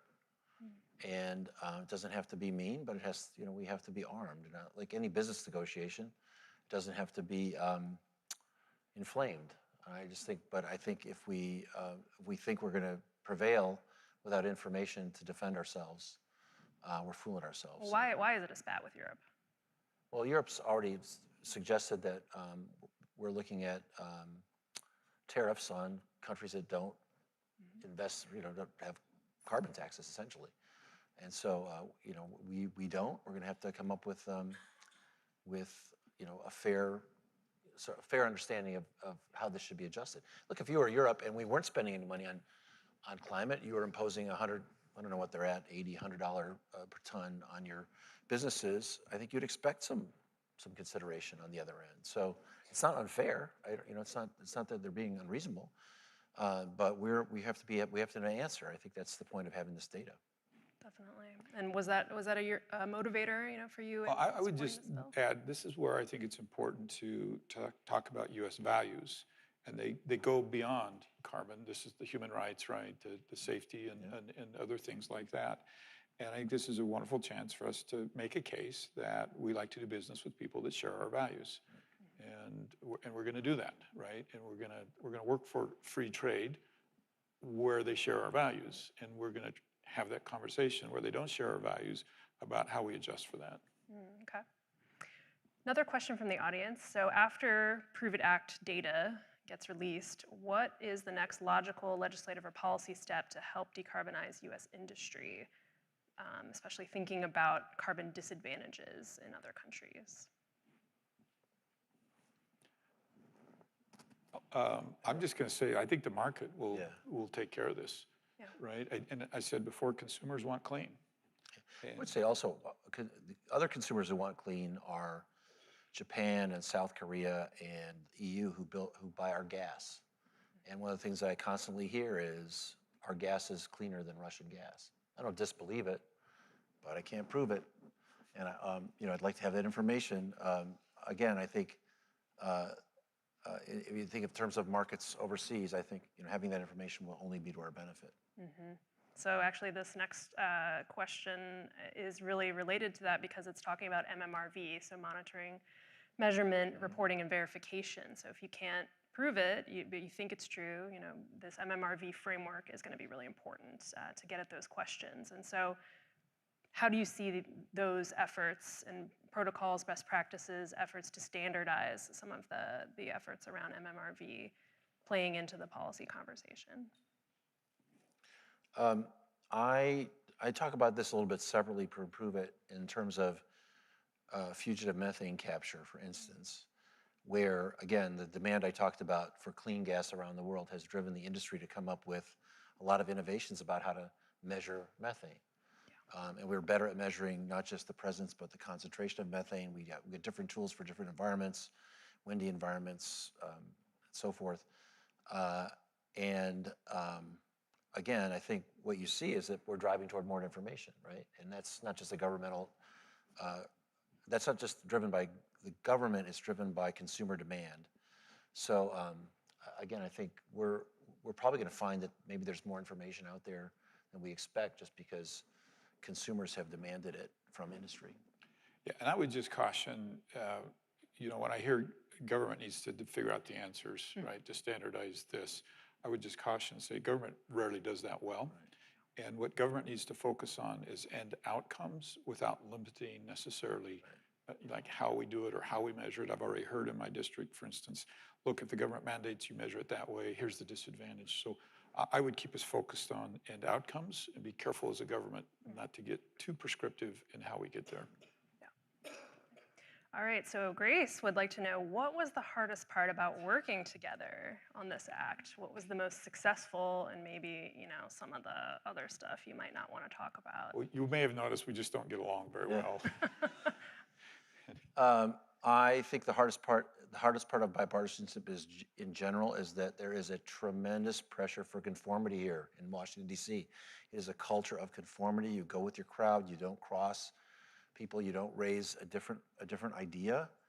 And if you do, Twitter will yell at you, and some people are uncomfortable with it. And people come here and they say, I'm going to get to Washington. I'm going to rock the boat. And then they get on the boat and they say, oh, it's rocky. Let's calm it down, right? And just the notion of working with the other party is just it's sort of not universally adopted. But I think it's so rewarding and so essential because nothing happens here of any consequence and certainly of any longevity unless it's bipartisan. So, it's harder because you don't just get to sit around with people who agree with you and write down, what you think, your right answer is. You've got to actually listen to the other side and figure out where, and John's been great. I mean, we're pretty good at listening to each other and learning. I learned a little bit about what he's got to face in Utah, and he's, obviously California's a whole different bag of chips. So I think it's just the hardest thing is just getting yourself in that habit and then, sticking up for what you come up with. I love that answer, and I would only slightly add to it just a little bit more, and that is some of what holds things back here is the bureaucracy and staff who change is uncomfortable for. Yeah. And I think we ran up against some of that with this bill. Right. The staff drives you to conformity too. So my staff, fortunately, I have to tell Not them, our staffs, they get out of their comfort zone. Yeah. Too bad. We're talking about other staffs. Yeah. They're all looking at you, right there. All right, well, unfortunately, we are out of time.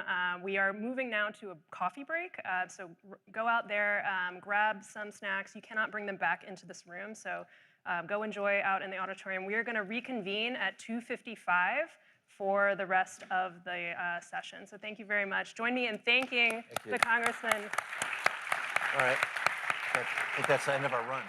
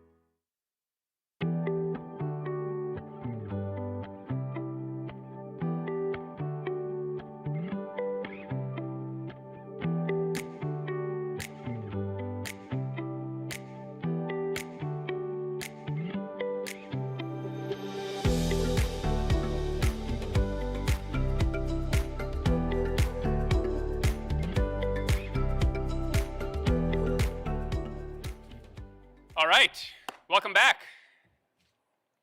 Hopefully everyone is properly caffeinated. I thought that the first segment was really fantastic. Thank you all for being here. Thank you all for coming back. Filling 5 hours of programming on climate and trade kind of seems like it's a lot, and at the same time, it was really difficult narrowing down our options of who to bring to speak. There are so many amazing thought leaders in this space, some of whom are in the crowd today, many of whom are in the crowd today. So we've got about 2 hours here. We've got 2 more bipartisan pairings of senators coming up. But first, we're going to hear from the Congresswoman from Colorado, Diana DeGette, who is a senior member of the Energy and Commerce Committee for keynote remarks.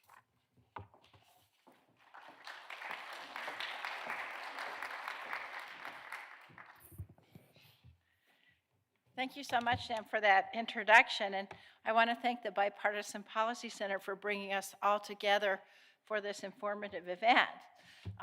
It's really great to see such a wonderful attendance at this, because I think you'll agree with me, one of the most pressing issues that we're facing in our time is the climate crisis. And as I've been saying, in my 28 years as a member of the House Energy and Commerce Committee, climate change isn't a red issue or a blue issue. It's an issue that affects everybody, and it affects every state in this country and, of course, our world. So I truly believe we can get everything else right, but if we fail on climate, then that's all for nothing, because this truly is an existential issue. So as you heard, I'm a senior member of the Energy and Commerce Committee now. I'm also the ranking Democrat on the Subcommittee on Energy, Climate, and Grid Security in this Congress. And in that role, I've been deeply committed to finding bipartisan solutions that will help us transition to a clean energy solution. I know you just heard on your last panel from 2 of my dear friends and colleagues, Representatives Scott Peters and John Curtis, about the Prove It Act, which is a bill that I'm very happy to be a co-sponsor of. And I'm probably not going to be the first person to refer to him today as Senator Curtis. I just saw him in the hall on the way over, and I tell him every time I see him, I'm really looking forward to working with him when he's elected to the Senate in November on climate issues and other really important environmental issues that face not just the West, where both of our states are, but also the whole country. The Prove It Act is a bipartisan approach that ensures that America leads in clean energy production while also ensuring that we don't import dirty goods from our adversaries. A healthy future for our children and grandchildren depends on bipartisan efforts, just like that one, to aid our progress towards net zero emissions and the swift transition to clean energy. We really do need ambitious goals to achieve net zero, and the scientists all agree we need to be able to meet those goals by the year 2050. And so I'm laser-like focused on doing that. What that will do is it will require a clear path forward that leverages every aspect of energy production in the United States, while at the same time reducing the harmful impact of fossil fuels and carbon emissions. Time is of the essence here, because future generations are counting on those of us who are in positions to act now to do everything that we can to protect our planet. It took some time to get all of the members of Congress on board with this idea, and still all of the members of Congress are not on board with the goal of 0% by 2050. But I believe if Congress works with private business, with state and local leaders, and with people in NGOs and every other aspect, we can work, each of us, in our own niche to get to that resolution and to be able to get to that goal.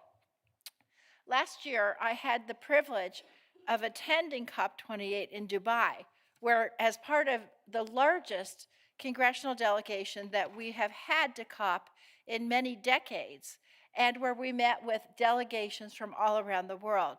As you know, there were over 150 heads of state and tens of thousands of participants, including businesses, youth leaders, non-governmental organizations, and indigenous peoples, who all came together united in our commitment to tackle the climate crisis.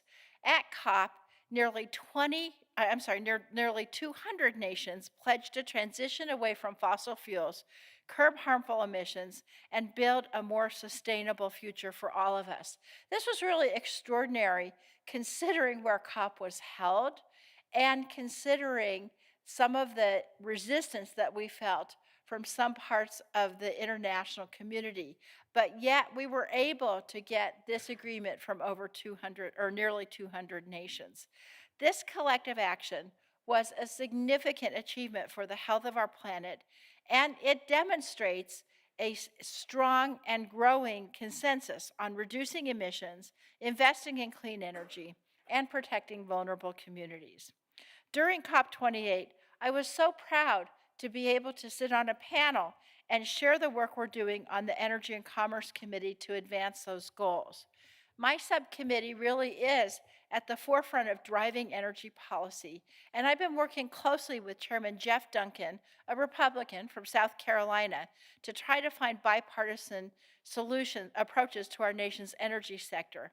Everybody here knows, at least on an abstract level, the importance of bipartisanship and how it can unlock the door to collaboration on the issues that matter most to our country. And working with Chairman Duncan and also the chair of the full committee, Kathy McMorris Rogers, and also Frank Pallone, the ranking member on energy policy, really is a vital goal because the health of our planet can't be sacrificed to partisan politics. And in case you haven't noticed, we have plenty of partisan politics right now in this country and also around the energy issues. So one of Jeff's and my key focuses has been modernizing nuclear energy, which is critical for a clean energy future. Nuclear energy provides nearly 20% of the electricity in the US and is the nation's largest source of carbon-free energy, making up more than half of our emissions-free electricity. One consistent thread that I have heard since taking the ranking member position is the lack of incentive to recruit and to retain the workers needed to ensure that our nuclear energy facilities are safe, secure, and functional. In 2022, the Nuclear Regulatory Commission reported it was 23% smaller than 6 years earlier. And according to 2023 data, 26% of the Commission's workforce is currently eligible for retirement. That number is expected to rise to 44% over the next 5 years.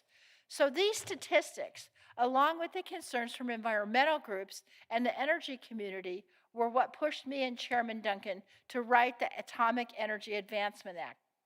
This landmark bill enhances our energy supply chain, improves safety, recruits a highly trained and skilled workforce, and ensures that our nuclear regulations are up to date.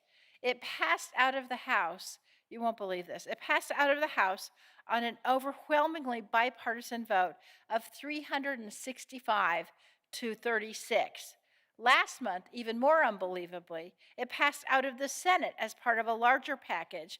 And just yesterday, I was so honored to attend a White House ceremony in the Oval Office with my colleagues on both sides of the aisle and both sides of the Capitol, where President Biden attached his signature and enacted this bill into law. The law fundamentally changes the way we approach nuclear energy while helping reduce emissions and put Americans into good-paying jobs. And it will help the United States lead the world in transitioning to clean energy. So in Congress, even though we passed this one bill, we still need serious action to meet these ambitious climate goals. That's why in the last Congress, I wrote the Clean Energy and Innovation Deployment Act, or CETA, a comprehensive bill that invests in clean energy technologies, establishes a clean energy standard, incentivizes methane waste prevention, and lowers energy costs for low-income households.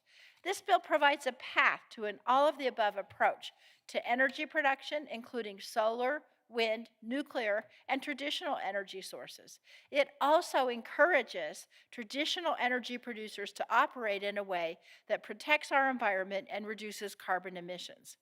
Several of the incentives from that bill, like the zero-emission electricity credits that encourage power companies to deploy innovative technologies that reduce emissions, were actually included in the Inflation Reduction Act that passed. I'm currently working on updating CETA due to the provisions already becoming law. It's a straightforward and comprehensive approach to achieving our goal of net zero emissions by 2050. And so I'm focused on doing everything I can in moving it forward. But that's just one prong of the approach. Congress has a responsibility to take as a whole on the climate crisis. We've made progress, as you've heard, but it's just the first step. Much of the progress is thanks to 3 historic bills that are cutting costs for working families, creating new jobs, and addressing the climate crisis. The Infrastructure Investment and Jobs Act provided $1.2 trillion with a T to our nation's infrastructure, and the CHIPS and Science Act boosted domestic research and manufacturing right here in the US. And the Inflation Reduction Act was the most expansive climate action in our history. Already, these provisions have created over 271,000 jobs, secured over $350 billion in clean energy projects, and made communities more resilient against the disastrous impacts of climate change. That bill was signed into law in 2022, and we're continuing to see positive progress. So while we're starting to move in the right direction, as I said, we have more to do. Taking on energy production and transitioning to clean energy will take time, investment, and a commitment to renewable energy sources. I'm focused on delivering serious solutions that lower energy costs, protect our environment, and secure a healthy future for generations to come. I believe that with effort and commitment, we can do this in a bipartisan way because simply we must. So I look forward to working with all of you. Help us do this because our children and our children's children's generations are at risk. Thank you very much.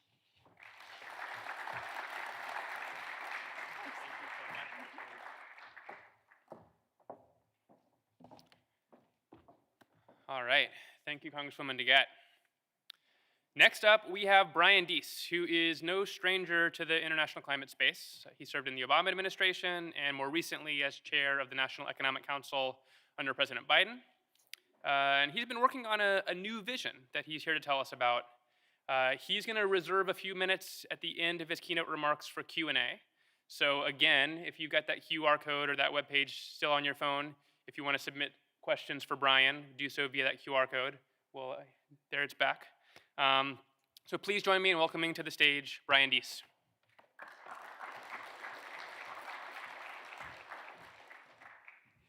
Thank you, and thank you all for being here on a busy day in Washington, hot day in Washington, to talk about this incredibly important subject. I want to start by validating in the strongest possible terms the core thesis of this event, which is that we need to bring climate policy and trade policy together more tightly in ways that are more aggressive and more effective. And I would actually extend it broadly. In my last role in the White House, I was the director of the White House National Economic Council, the president's chief economic advisor, and I think we need to center clean energy policy more centrally at the core of our economic strategy as a country. So I'm very thankful to the organizers of this event and to all of you for putting your shoulder against that broad thesis in the different ways that you do that. I want to spend my time here today in giving you a brief assessment from my perspective of what I think it will take to actually do that, which is a Marshall Plan style effort to actually accelerate decarbonization in developing countries and make sure that it's the United States, not China or any other country, that is a reliable leader in this global effort. I am going to move really quickly through this. I want to touch on a bunch of things. Be very eager to get your questions, reactions, feedback as well. So first I want to start with some context that relates specifically to China, because we're talking here in a conversation that has to do with trade and climate, and you really need to start, in my view, with China, which is, I think over the past several years, we've made real progress in a bipartisan way in recognizing that a global model of trade, where we operate on free market principles and China does not, is not sustainable. Whether it was sustainable in the past, it's not sustainable with China taking the role that it plays in the global economy and the clean energy economy today.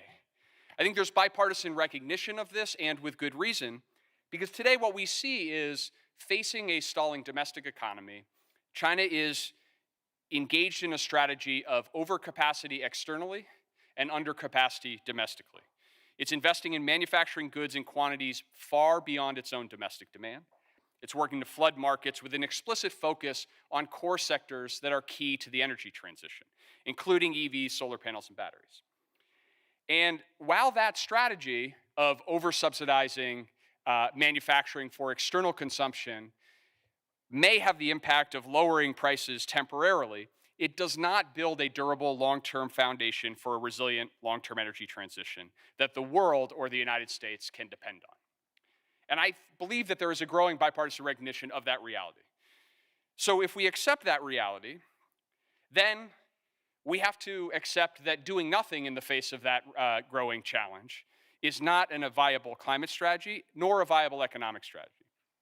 And at the same time, strategies that seek to decouple completely China from the global supply chains, or to end all imports, or take other extreme measures, are unrealistic and unhelpful in actually solving the problem.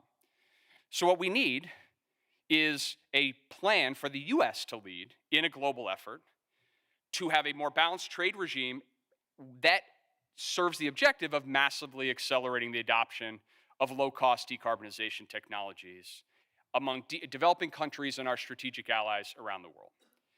So here's the good news. We in the United States right now are building the core components of this strategy. Thanks to the action of congressional leaders like Congresswoman DeGette and many who are here today, we passed multiple very important bipartisan bills in the main, the Bipartisan Infrastructure Law, and of course the Inflation Reduction Act. And we have seen these bills working at historic scale in the United States. Total investment in clean energy was up more than 70% in 2023 over 2021. And importantly, emerging climate technologies like carbon capture, nuclear, advanced geothermal are growing at historic rates, a tenfold increase in investment over a single year. We are driving innovation that can drive down costs at scale here in the United States. And those investments here have the potential to make a global dividend. In fact, the emission reduction potential from those lower cost technologies globally is 2 to 4 times what the emissions potential is just here in the United States alone. But the adoption of those technologies, the dispersion of those technologies globally is not self-executing. And it's not self-executing in a way that helps American innovators, American businesses, and American workers. So without government leadership, it is unlikely to happen at the scale or speed that we need.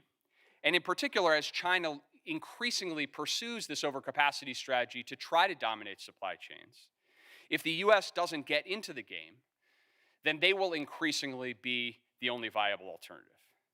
And that's why I think this moment requires an effort on the scale and on the strategic importance of the Marshall Plan in 1947. Now, there is no question that the analogy to the Marshall Plan is overused, particularly by policy people, a Marshall Plan for this, a Marshall Plan for that. But I think in this case, the history is very instructive. Because in 1947, Secretary Marshall and President Truman found themselves facing a fractured world order, increasingly dependent on great power competition, and where they had to face a skeptical public, a war-weary public, that was very wary of foreign aid and spending foreign dollars abroad. And in the face of those challenges, what they crafted was an explicit strategy designed to be pro-American and also generous to our allies. They put US companies and US economic growth at the center of that plan, and as a result, 70% of expenditures in the Marshall Plan were spent on products made in the United States. on a wide range of sectors from infrastructure to energy. And the plan gained broad approval, bipartisan approval in a divided Congress, because the case was made that we had built industrial capacity here in the United States during World War II, and the way to actually extend that economic opportunity for our businesses and the jobs associated with that was to win export share in growing markets, and Europe was chief among those. So today, we have an opportunity of a similar scale. Just like 1947, the world is undergoing a profound reshaping of global industry and supply chains.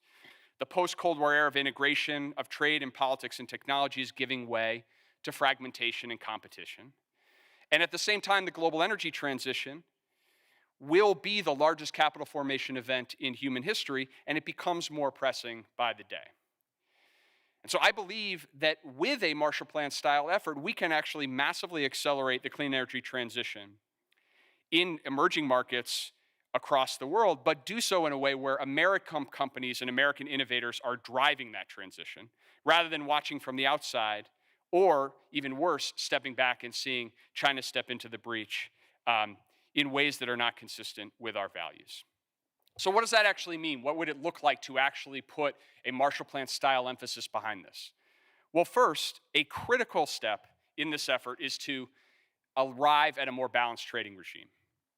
And that's why this convening is so important, and it should be based on a measured but strategic use of trade tools like tariffs in a more active and strategic way.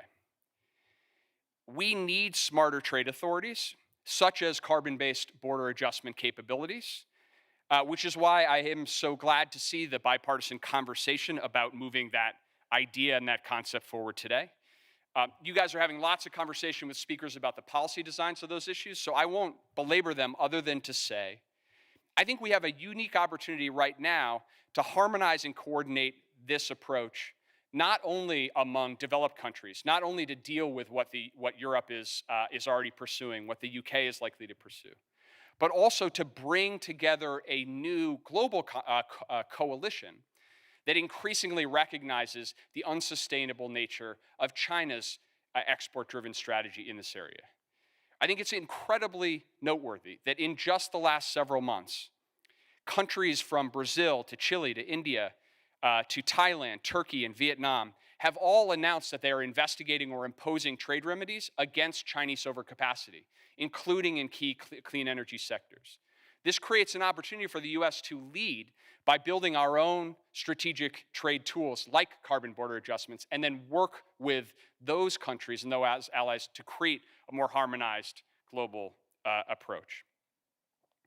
I also think that we can do this in a way that empowers rather than penalizes the least developed countries, who are not driving the emissions problem globally, but have the most at stake for climate impacts as well. So I think border adjustments and increased trade tools is an absolutely necessary first step and a first part. I think it's necessary, but it's not sufficient.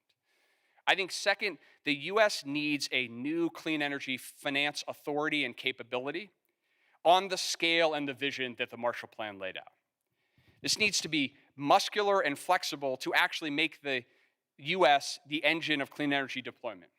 Now, I've been in this field of climate finance for a long time, and one of the things that I have to acknowledge, even though it's hard to reflect as an American, is that the conversation in capitals across the world, particularly in Southeast Asia, Latin America, and other areas of the globe that are becoming increasingly strategically important to the US, is a conversation that goes along the lines of, when China shows up, they bring a checkbook, and when the US shows up, they bring a checklist.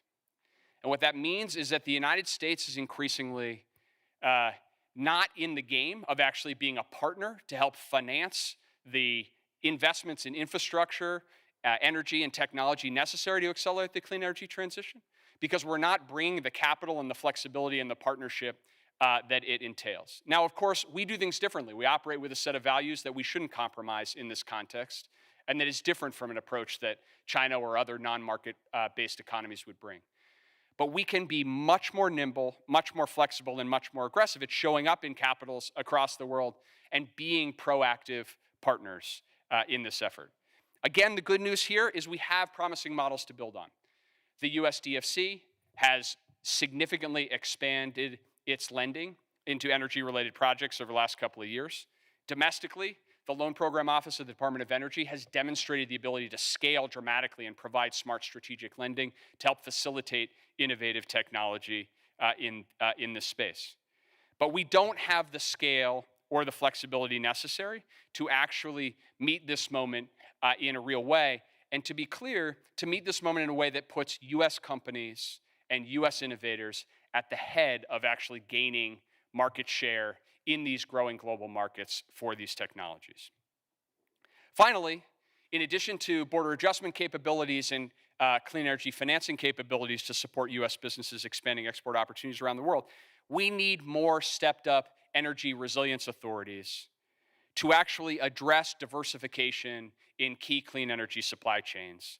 We cannot build a durable clean energy transition in which one country owns 90% or 95% or 100% of key choke point supply chains that could become strategic problems and opportunity and obstacles for growth around the world.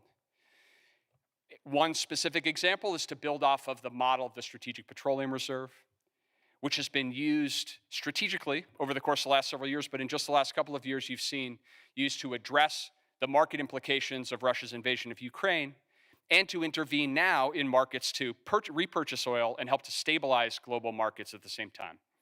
A smartly designed critical mineral reserves that includes physical reserves where feasible, but is focused on actually addressing the price stakes, the price spikes, and providing stability in these markets in a way that actually will create more diversification is something that we should think carefully about as well. And there is bipartisan support emerging for these types of ideas, whether it's from the House Select Committee on the Chinese Communist Party. In the US, an increasing number of companies and firms calling for a more active and energetic tools for intervention. And also, we're seeing our allied countries abroad moving in this approach as well. In May, for example, Korea began to build a domestic lithium reserve at the national level. These are the kinds of initiatives that we want to be leading and building clubs and partnerships on around the world. So in sum, I think we have a historic opportunity today. We can build off of the success of American clean energy innovators, and we can do so in a way that helps to expand economic opportunity here at home and meet key strategic allies in a way that is generous and in our strategic and national interest as well. But to do so, we are going to have to summon the kind of scale and will that brought the Marshall Plan into existence almost, about 3/4 of a century ago. This, I believe, is the kind of approach that we can build the same type of coalitions around that we worked on, for example, in the infrastructure bill, that was bipartisan and practical and focused on what are going to be concrete, specific ways to help communities across the country. With the increasing examples we're seeing across the country where communities and places that have been too often left behind are now seeing economic opportunity connected to the energy transition. And how do we put them in the global game so they can benefit by being leaders in that effort as well? So with that, I want to encourage the optimism, the energy, the enthusiasm that you all have to try to bring bipartisan solutions to bringing trade and climate together. I want to encourage the kind of ambition and vision that was embodied in the Marshall Plan and that we could re-invoke today. And to the degree that you've got them, or to the degree that we have time, I'm happy to take your questions as well. Thank you.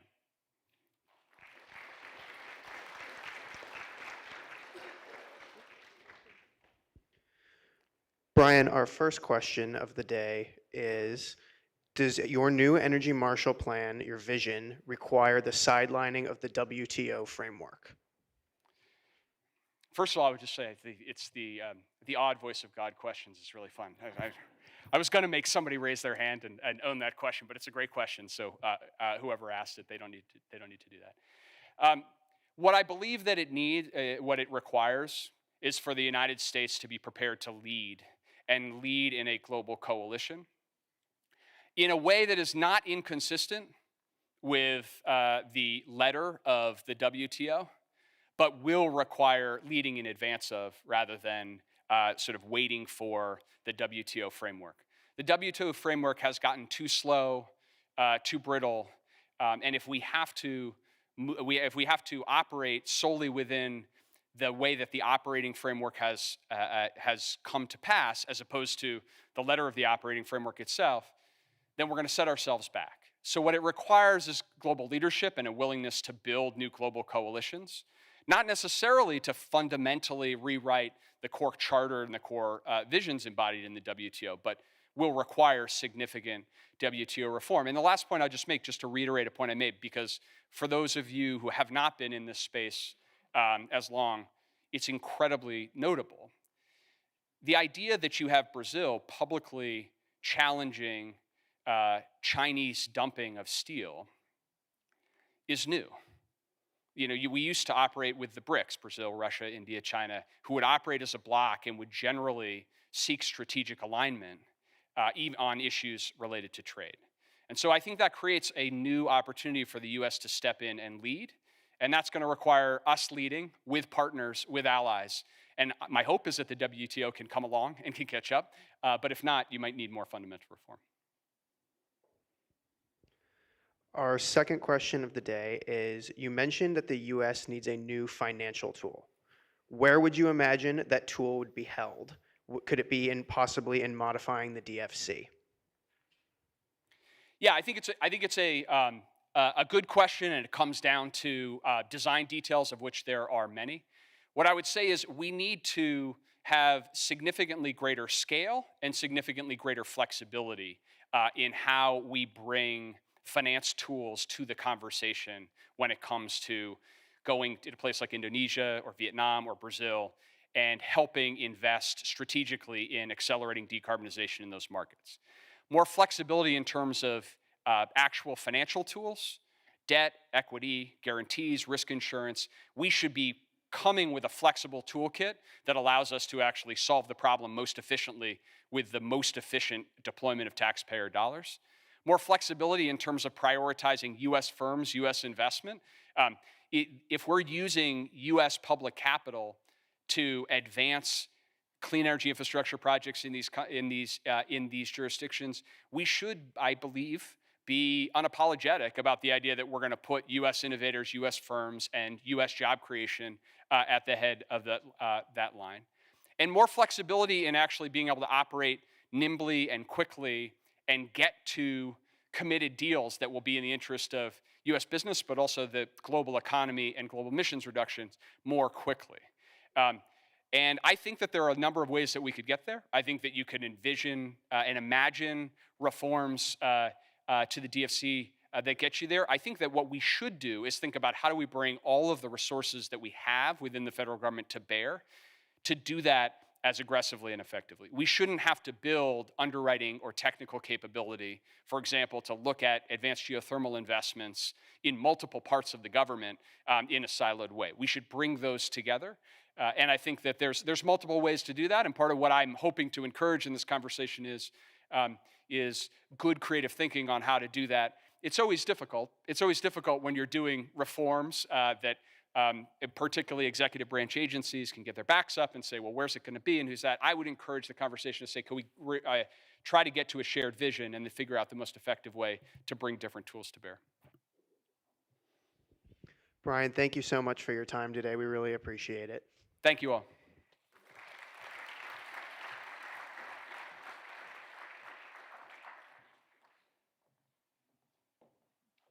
All right. This time you're not getting rid of me quite so quickly because I get to moderate the next panel. And I just want to reflect for a second on the fact that we have a huge crowd. It's been so great. You know, I always say that there's actually a lot of climate nerds and a lot of trade nerds, but there are very few climate and trade nerds. But maybe you're proving me wrong. This is a really nice crowd. Or maybe there's just a bunch of climate separately trade nerds here who are, you know, cross-curious, trying to learn. And I just, you know, when we started working on this 2.5, 3 years ago, I don't think we would have been able to fill a room like this. Like, you know, there was just like a couple dozen people, you know, that you would want to talk to that had been thinking about this. We've really just come so far. And I thought what Brian Deese had to say was so interesting. He also mentioned critical minerals, which is a topic that we hadn't covered quite as much today. I'll note that tomorrow morning, we at BPC are working with the American Critical Mineral Association on an event that will feature Senator Hickenlooper, and it will coincide with the release of our new report on critical mineral demand side policy. So if you're interested in critical minerals and or demand side policy, please look out for that. And now I'd like to bring to the stage Senators Sheldon Whitehouse and Bill Cassidy. Please give me a...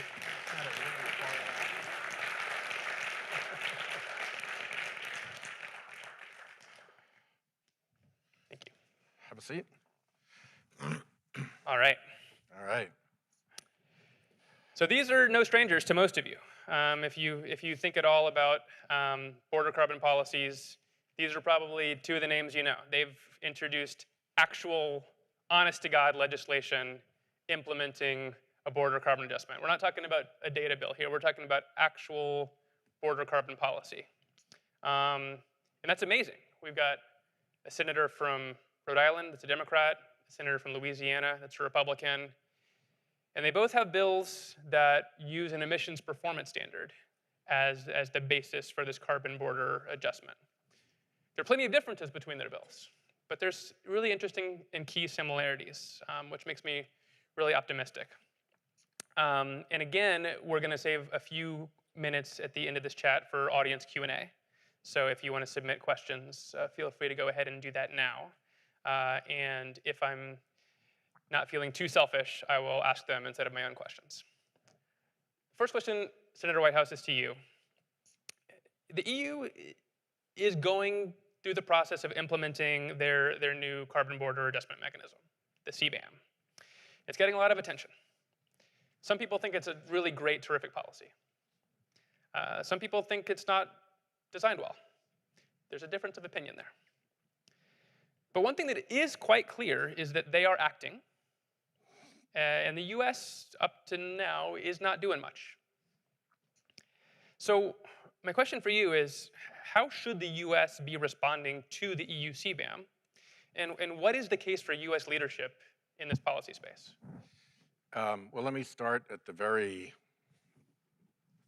50,000-foot level, which is that it's pretty clear right now that we have frittered away so much time dealing effectively with climate change that the remaining avenues to find a path to climate safety are extremely few, and all of them require a price on carbon pollution. You just can't have it be free to pollute and get to climate safety, period.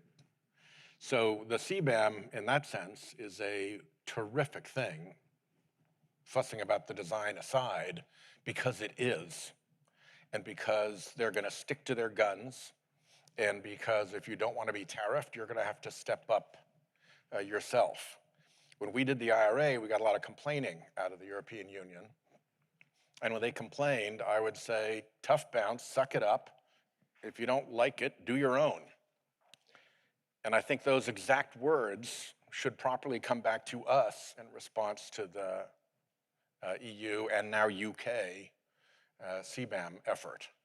The good news is, to state the obvious, it's bipartisan.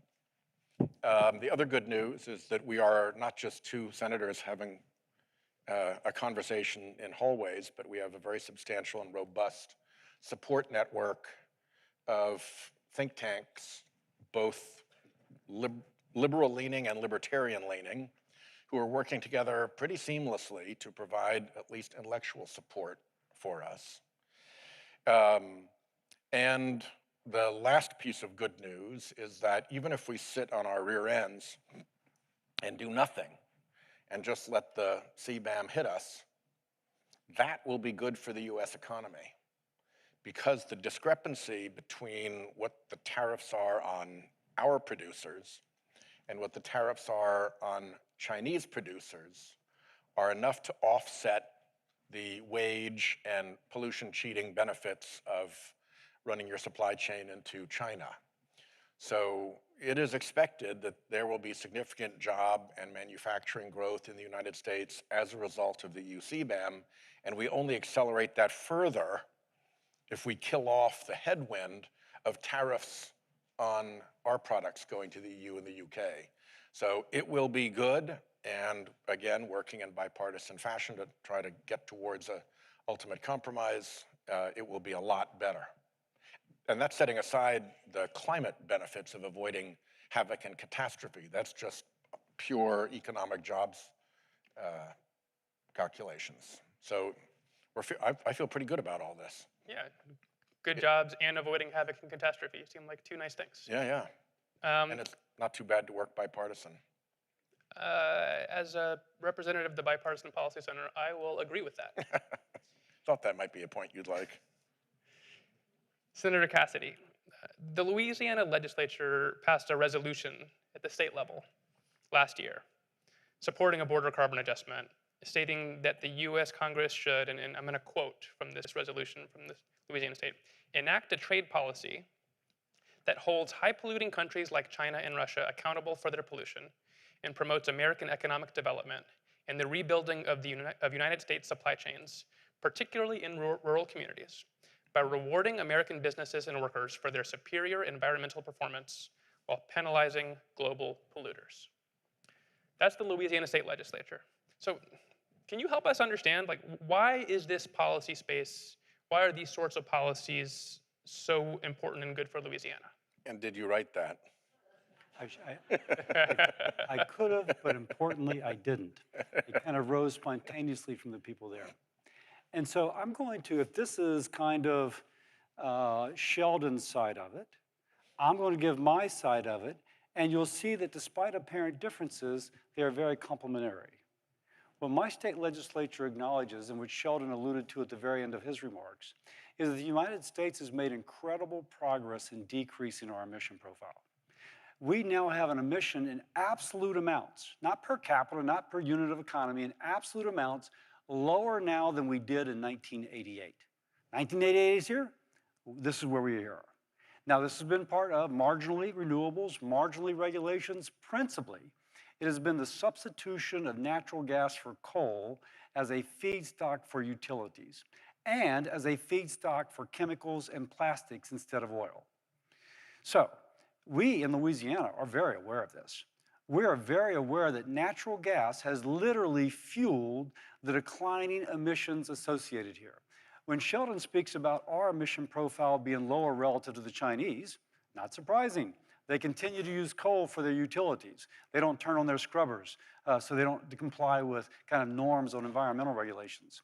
My state legislature recognizes that if you're a chemical company in Louisiana complying with U.S. environmental regulations, using natural gas as a feedstock, or perhaps nuclear-derived energy, because we have a couple big nuclear power plants to run the operation, then that your emission profile is much lower than the Chinese.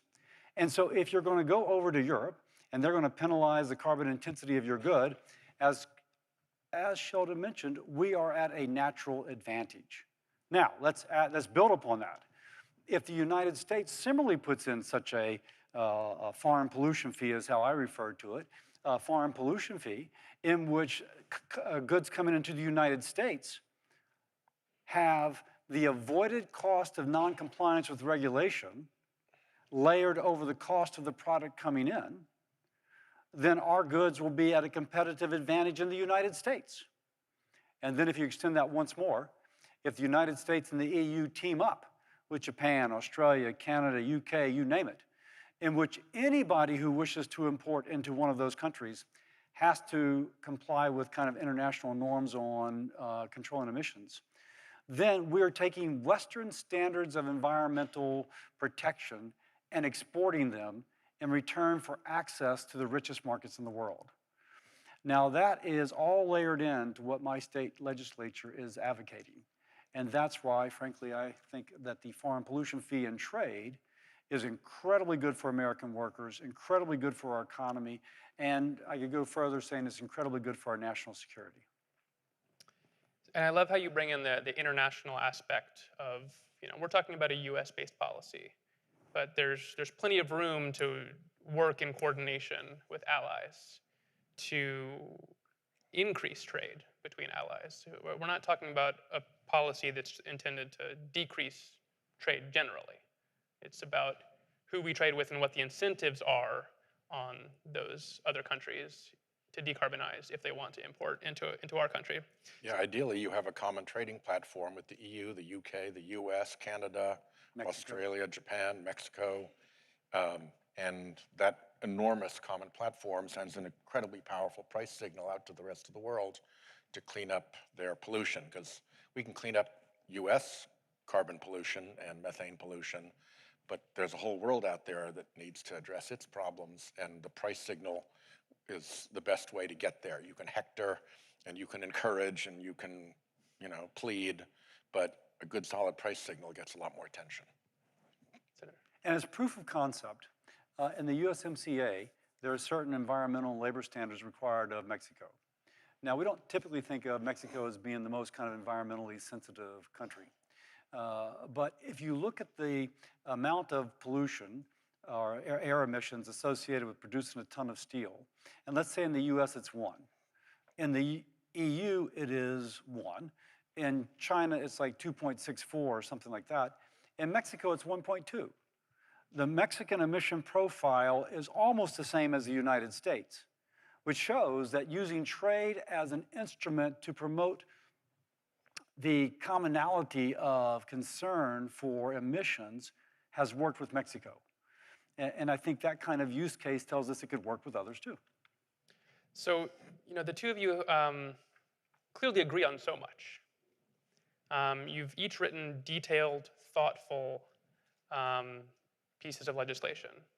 And you made some different design choices. And everyone here should have received a copy of our new report from BPC that we released on Monday, laying out the different design options for designing this kind of policy, the pros and the cons of each. And if you read it, you'll see, we lay out which are the ones that are in the Foreign Pollution Fee Act from Senator Cassidy and which are the ones in the Clean Competition Act from Senator Whitehouse. One of the key differences between your two bills is that, Senator Whitehouse, your bill has a strong domestic component. Yep. And you apply that same domestic emissions performance standard to imports. Whereas Senator Cassidy's bill is really an imports-only policy with no specific domestic component. So Senator Whitehouse, how do you think about that difference between your two bills? How important do you think the domestic piece is to the overall success of the policy? Well, I think just to start with the politics, it's a hell of a lot easier for a Democrat to advocate for a domestic price on carbon pollution than it is for a member of the Republican Party to do that. So it ain't all that tough for me. I think that what we're both doing is trying to build support for the concept of responding to the CBAM and dealing with the climate issue using the levers of trade policy and economic price signaling to cause results, good, efficient market behavior. And at the end of the day, I think our bills are likely to come together. How they come together is TBD. We haven't pre-negotiated anything. But I do believe the European Union folks, when they say that they will not waive tariffs on any country's exports unless that country has a domestic price on carbon. And so at some point, American industry is going to have to look at that and make a decision about, do we want relief from tariffs, or do we want to continue the free-to-pollute business model that has caused so much damage? And I think as that begins to come together, you'll see more and more of a conversation about that, more and more economic studies about the winners and losers, and so forth. But I think at the end of the day, we have a bipartisan, bicameral bill, and we're going to find different ways to get there. And it may or may not include a domestic carbon price, but I think if the EU sticks to its guns, and I think the EU will, the economic imperative ultimately becomes powerful enough to overwhelm the political cautions.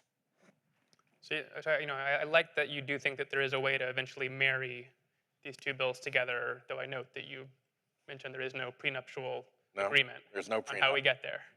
I don't like that image. Bazan, can I address that too? Yes, sir. One, wherever you are, Lily Roberts, that's a question that's up here right now. I know, her timing is perfect. So hats off to you. I oppose it not because I'm a Republican, because I think it's terrible policy. It is an incredibly regressive tax. Now, we don't have to imagine this. If you look at the story in the New York Times about the woman in Maine who can hardly afford her heating oil, and she has to borrow from her church in order to afford to heat her home in the winter. Or the people in Western Massachusetts who, because Massachusetts has the highest utility cost in the nation, have a difficult time affording their utilities. Imagine if you increase that more with a carbon tax. It is a regressive tax. It falls disproportionately upon the poorest people in our society. Now, we can say we're going to pass it through government back to them, but government has sticky fingers, and you tend to employ a lot of people who get a lot of benefits, and they end up earning six-figure incomes to work from home with no accountability as to whether they're really showing up. I'm not making that up. That is the reality today. Now, let's tell the American people, you're going to pay a lot more for your utilities in Maine, air conditioning in Louisiana, so that we can pass back through some tax break to you. Politically, this is not only just bad policy, politically it's a non-starter. But let's go to a couple other of the objections. The EU is not going to dictate our policy. If the EU says you're going to do it our way or we're not going to do it at all, frankly, we're a bigger economy than the EU. They have a vested interest in partnering with us. But let's just take on their argument that they want to have a cost of carbon. Technically, they don't have a cost of carbon. They have a cap and trade system, and in that is imputed a price on carbon. The economists would also say, though, that compliance with a regulatory regime to decrease emissions is also an imputed price of carbon. So there's three ways to tax carbon. One is to tax carbon. The second is to have a cap and trade, as the Europeans do. And the third is to have the imputed cost of compliance with the regulatory regime. We have a very expensive regulatory regime, very expensive, but we're pleased for it. It's controlling our emissions. That's what we want to make China pay for, which currently they're not paying for. That is a very real cost, and to imagine that it is not is to deny what the economists would tell us. Now, one more thing I just have to say, because you're a sophisticated audience. I spoke specifically of non-point source, a point source carbon tax. Again, think of, I don't know, the carpet in the room. But there's also non-point source, which is fuel, jet fuel. We already have a carbon tax on that. It's called a gasoline tax, or a diesel tax, or a jet fuel tax. So if society wants to say for non-point source, gasoline, we're going to jack up the gasoline tax, as what California has done, to try and discourage the use of. But that's going to be something which is done not as a public policy on the federal level by and large. I think that will just be kind of flowing naturally from what states do. So you can see we're going to disagree on this. Yeah, a little bit of a disagreement. And I don't want to, prolong the argument indefinitely, but I do think it's important to recognize that a pollution fee that is actually paid by the polluter is a very different thing than taxing the little lady in Maine who Bill Cassidy mentioned. She might never see the result of the pollution fee because, first of all, the entity that is being penalized for polluting might pollute less, so the fee goes down. And second, as is the case right now, they might be making so much damn money that if you believe in market competition, they're going to have to absorb a good deal of that as they try to compete for the business of the nice lady from Maine. So the notion that this is a tax on the end user as opposed to a penalty on the polluter, I think is the one point that I would add to the conversation. Thank you. All right, next time we'll have to bring in Senators Collins and King so they can, you know, Tell us more about the little old respond to lady the from little old Maine. lady in Maine. Yeah. Senator Whitehouse. Ooh, better be careful there, brother. A lot of people think of you as a climate champion. But it's also worth noting that you are the chair of the Senate Budget Committee. And the US is not exactly in a great fiscal situation right now. Correct. Deficits are high, debt is high. Next year, $4 trillion of tax cuts, including cuts to individual income taxes, are set to expire. So, you know, in that fiscal environment, what is the case for this climate and trade policy as a potential revenue raiser? Well, there are a couple. First of all, as I think Bill and I agree, the CBAM itself and a carbon border fee in the United States, in addition, boosts American manufacturing and American jobs and the American economy. So you are, in fact, lifting the economy, and that creates more revenue. You grow your way out of it. Now, our troubles are too big to just grow our way out of. We're going to have to deal with revenues, and if you're looking at a revenue proposition, depending on who you want to get revenues from, people who are polluting a lot look like a much more appealing place than people who are, say, working and raising income taxes. So I think there's that. And the third piece, which we've been focusing on in the Budget Committee, is that a third of our roughly $30 trillion debt comes from economic shocks that we didn't prepare adequately for. One was the 2008 mortgage meltdown, and the other was the COVID pandemic. That's $10 trillion plus that they just blew up and added to our debt. So we need to remember that that happened and look ahead to what the coming economic shocks are.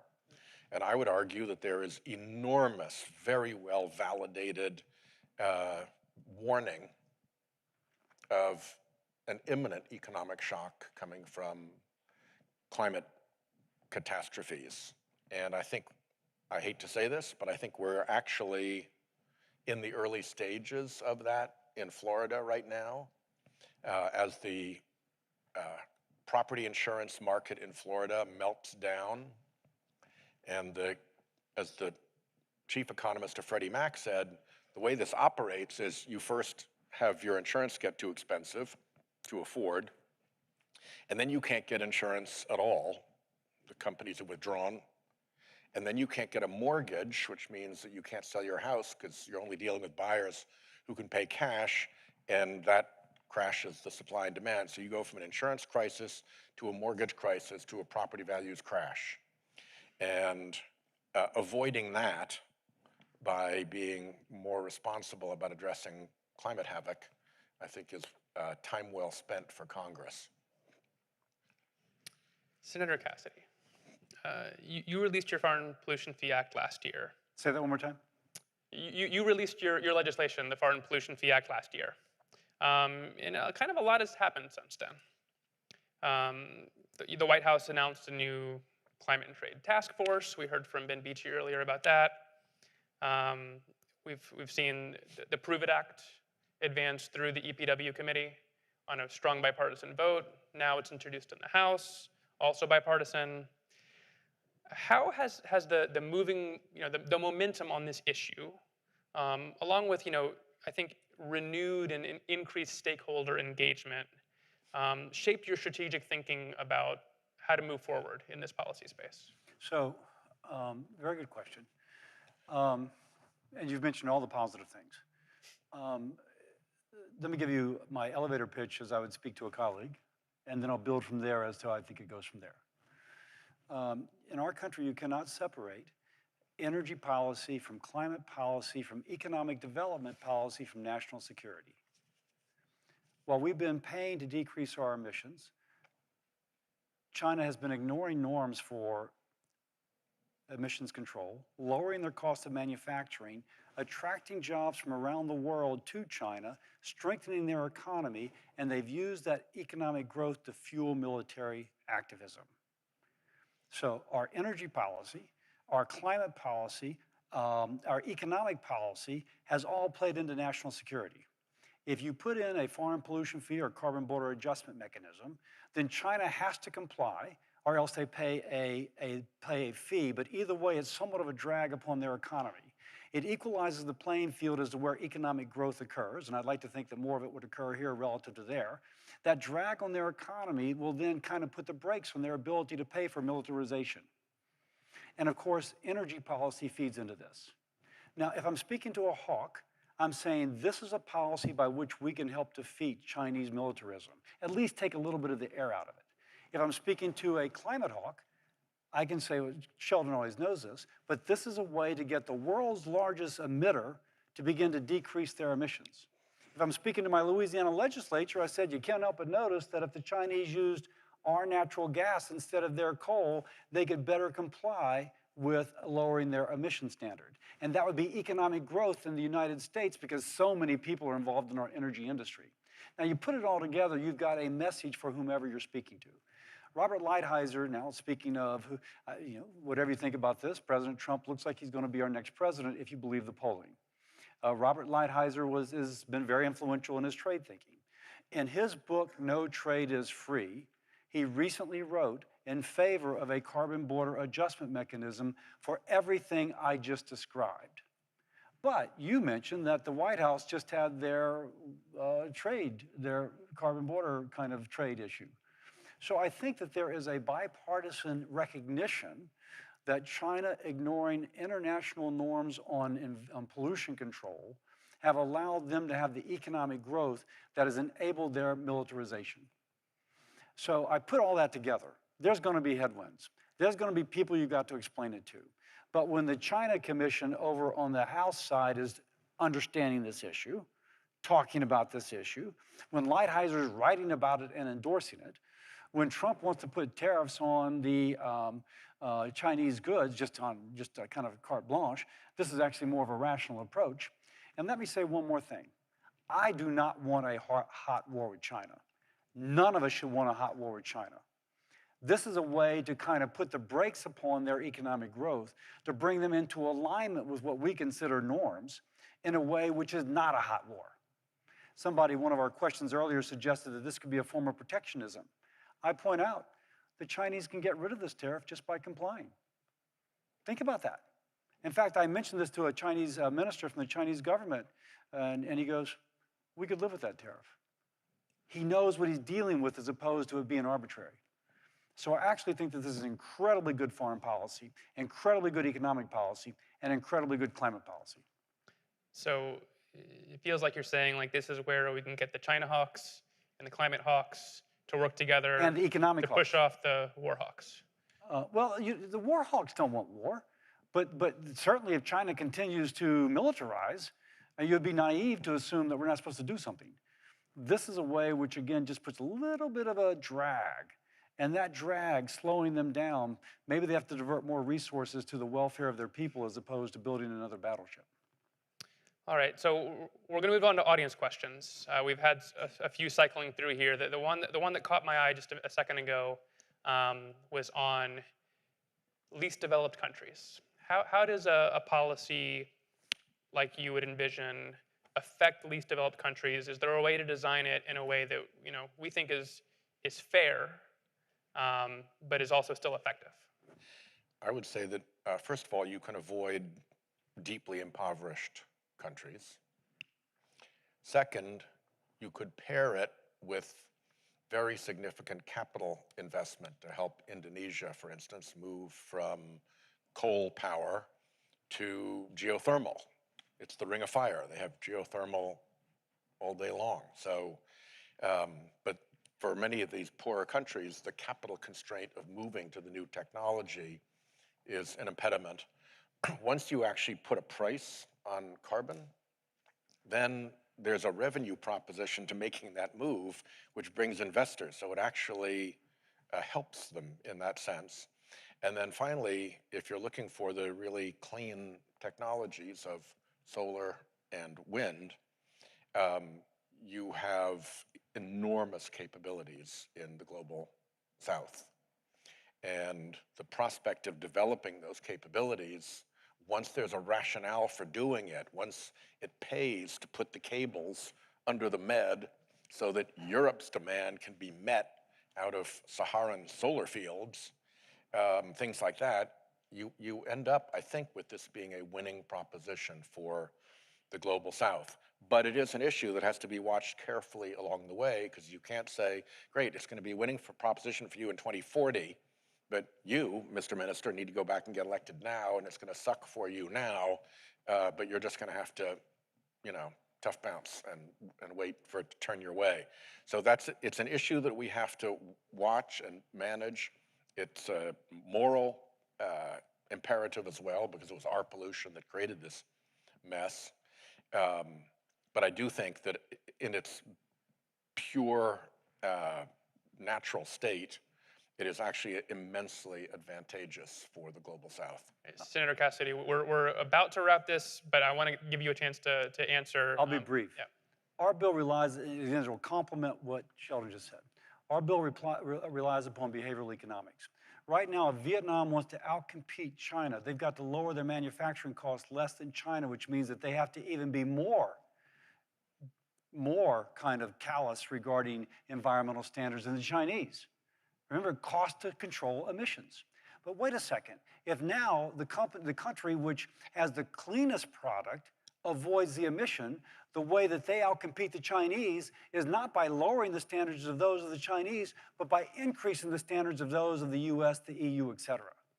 And so we flip the current dynamic on the head of how this works. Now, secondly than that, we also in our legislation say that if you're a low middle income country, we will grandfather in your existing base, but expect anything built from henceforth to be compliant with Western standards.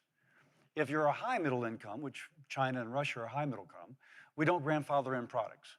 And so we give them actually a little bit of a head start. They're not as wealthy, they don't have the same ability to adapt as the Chinese, and so we kind of compensate for that. So we think between those two kind of mechanisms, behavioral economics and grandfathering in, we create that pathway for those less well-off countries to outcompete the people with whom we wish them to outcompete. Senators, thank you so much. This was terrific. Thanks for having us on, Zan. I appreciate it. Thank you, Zan. Good to see you.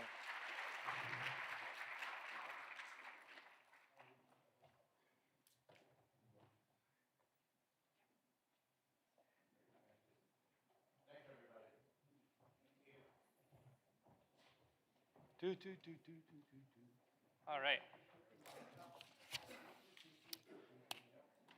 Next up, I have the pleasure of bringing to the stage some of my absolute favorite thought leaders on this topic.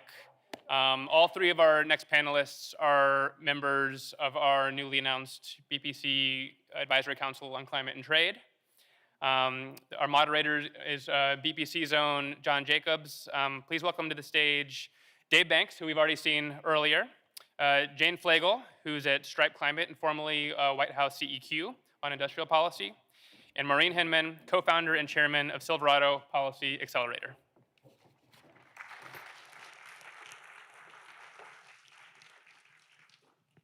All right. Thank you, Zan. I've been waiting for this panel because this is the wonky panel. This is when we get into policy details, really flesh out what a lot of people have been talking about with the Clean Competition Act and the Foreign Pollution Fee Act. And we have a group of panelists that are not only incredibly smart on this issue, but also big personalities. So I think it'll be a fun panel of going back and forth. And I'm just gonna try to set them up and try to get out of the way of their hot takes. So we just heard from Senator Cassidy and Senator Whitehouse. We now have two visions, a Democrat vision and a Republican vision in the Clean Competition Act and the Foreign Pollution Fee Act. And BPC's new report that you should all have really compares these bills and some other options when it comes to policy design details. And luckily, we have one of the authors sitting right here. So Dave, can you walk us through how these two bills converge, but also what are the pinch points that we need to be thinking about in building a bipartisan coalition? Well, of course, I'm going to plug the paper again after you because it does spend a lot of time looking at the differences between the two current versions of the bills. Look, I think that, I mean, look, this is kind of the first round of legislation, right? I don't think any of us actually think that one of these bills is going to become law. That's okay, because I think getting the conversation moving, it was incredibly important to the overall effort in developing this relatively new policy. So what I would kind of like to do, not to shake it up too much, but kind of look at the current versions and try to forecast where I think things will land, right? And I do think that over time you're going to have more similarities than what you currently see. I know that Zan and the senators talked about the absence or the presence of a fee on less efficient domestic producers. That's obviously the biggest difference right now. And look, I think that for Senator Cassidy and his approach, it does represent a red line for Republicans. You're not going to have any kind of Republican support for imposing a fee on domestic producers. Again, I think that from a Republican point of view, this is all about geopolitics. It's about commercial interest for the U.S. And it's, I mean, I think it also is part of this whole conversation related to a domestic carbon tax, which Republicans largely oppose. So, but with the similarities, I think over time, some of these differences, and let's say, look, two of the big differences now, one is related to sort of covered goods, and the other one is focused on international partnerships. Now, I will say this as we kind of move forward, just the pure politics of this. I think for a lot of affected industry or potentially affected industry, they've kind of looked at this and gone, okay, neither one of these are going to really move forward at this point. But what do we like? What do we not like? Well, first of all, you can't cover industries that don't want to be covered. That is, that's just not going to work politically.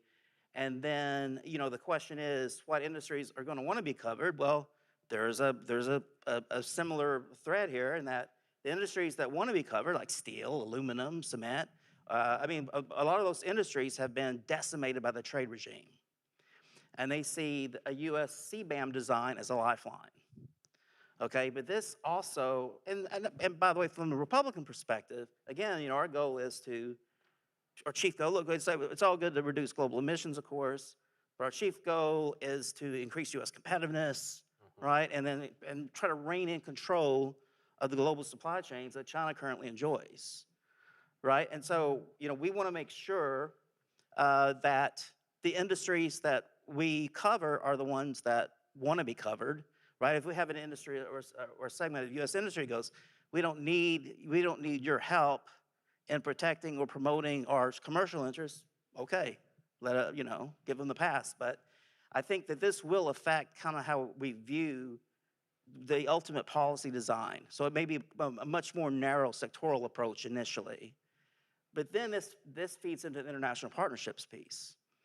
Right, because I know a lot of folks have an interest in international partnerships, but look, I think for the affected industry that has been decimated by the trade regime, they're looking at this and going, okay, we want to monetize our carbon advantage. We don't want all these exit ramps and all these opportunities to create international partnerships with Vietnam and these emerging economies and developing countries that where China could just offshore and relocate its industry. So I just So I don't know what the future of these international partnerships is going to look like, because I think from the Republican perspective, and a bellwether here would be where the steel industry is, right? If the steel industry says we don't like this, right, we don't want all these off ramps and potential partnerships, I think the Republicans are going to say okay, and ultimately Republicans will support the steel industry and workers. And one quick thing. Now, there's this potential exception, and that would be with low carbon technologies that acknowledge that because of the supply chain requirements, there is a need for international partnerships, right? Because we can't reshore everything. So there could be kind of differences among the sectors. Maureen, a lot of what Dave just highlighted where the bills converge really align with what Silverado published as what should be the main objectives of a climate and trade bill. So leveraging the US carbon advantage, securing supply chains, building international partnerships. What do you see this as the magic sauce for building a bipartisan coalition? First of all, congrats on the report. It's excellent. It's always, from our perspective, really comforting when we see another major think tank put out a report and we kind of are in rough alignment. It makes us feel like we've done our homework and maybe you've done yours too, so congrats. So I think there's kind of like three big buckets on this issue. First of all, just you need a policy that's technically practicable, right? There's a lot of things one could do, but it needs to be something that businesses can do that will not increase their compliance costs. We've heard a lot about compliance costs today and the burden on U.S. businesses, and U.S. businesses will comply. A lot of their rub with their domestic competition, as Senator Cassidy had mentioned, with the import competition in their domestic market, is that they have very high compliance costs. They play by the rules, and often even in their own market, they're facing competition that does not have that same burden. And then, of course, having measures in place that make sure that it is transparent, that your calculation system is universal and comparable, and that you avoid circumvention and cheating. You have measures in place to make sure cheaters pay. And then the second area is really just avoiding manufacturing taxes on U.S. businesses prior to leveling the playing field, especially vis-a-vis U.S. businesses and strategic polluters like China and non-market economies like China, wherever their sort of facilities may be domiciled, right? I think we've heard that point that these facilities can move around, and so I really think that this is a test to the U.S. government's ability to actually do something effective after many years of sort of trade battery with trade policy, and for businesses to actually reestablish some of their trust with the U.S. government's ability to protect them in a growing global market. I think after you do that, that's really plays to this sort of political viability. After you do that, I think that the idea of a carbon tax becomes a lot more palatable if businesses feel comfortable that whatever they have to pay, their competitors overseas are also going to have to pay for. And then that leads to the third is just really creating incentives for international partnerships, right? And so the idea is that you would have a system or a club that others actually want to join. And this is an issue where the US actually has a real advantage because as it stands, the CBAM is a punitive measure, right? It says you will do this type of policy or we will slam you with a bunch of taxes. And it doesn't really incentivize decarbonization in the manufacturing markets. And so the second sort of layer of political viability is really not just about domestic political viability, but international political viability. And that really comes from forming plans and measures that are going to incentivize the US way of doing things as opposed to an EU way of doing things, or worse, a China way of doing things. So hoping that we kind of are thinking sort of strategically on those two levels of political viability. Mm-hmm. So a lot of this conversation is really about industrial practices. I mean, that's what it boils down to. And Jane, you used to work on industrial decarbonization at the White House.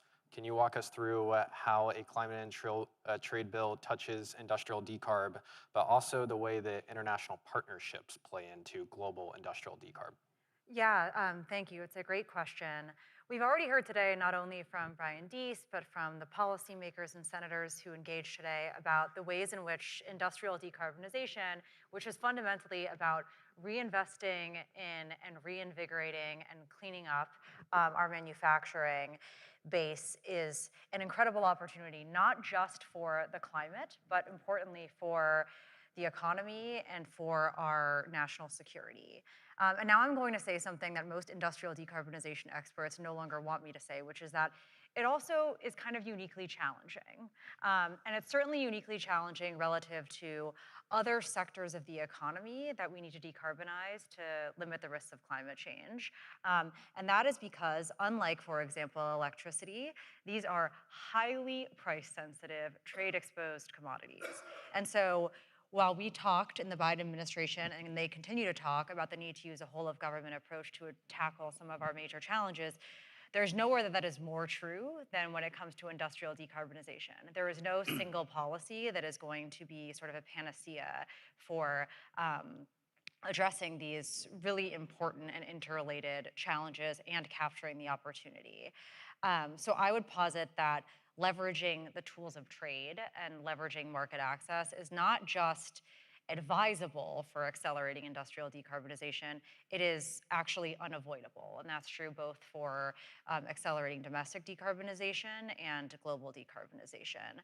And I want to just call out two things. I think there are two climate-related objectives of better linking climate and trade in these kinds of ways that are worth calling out because they sometimes get lumped together.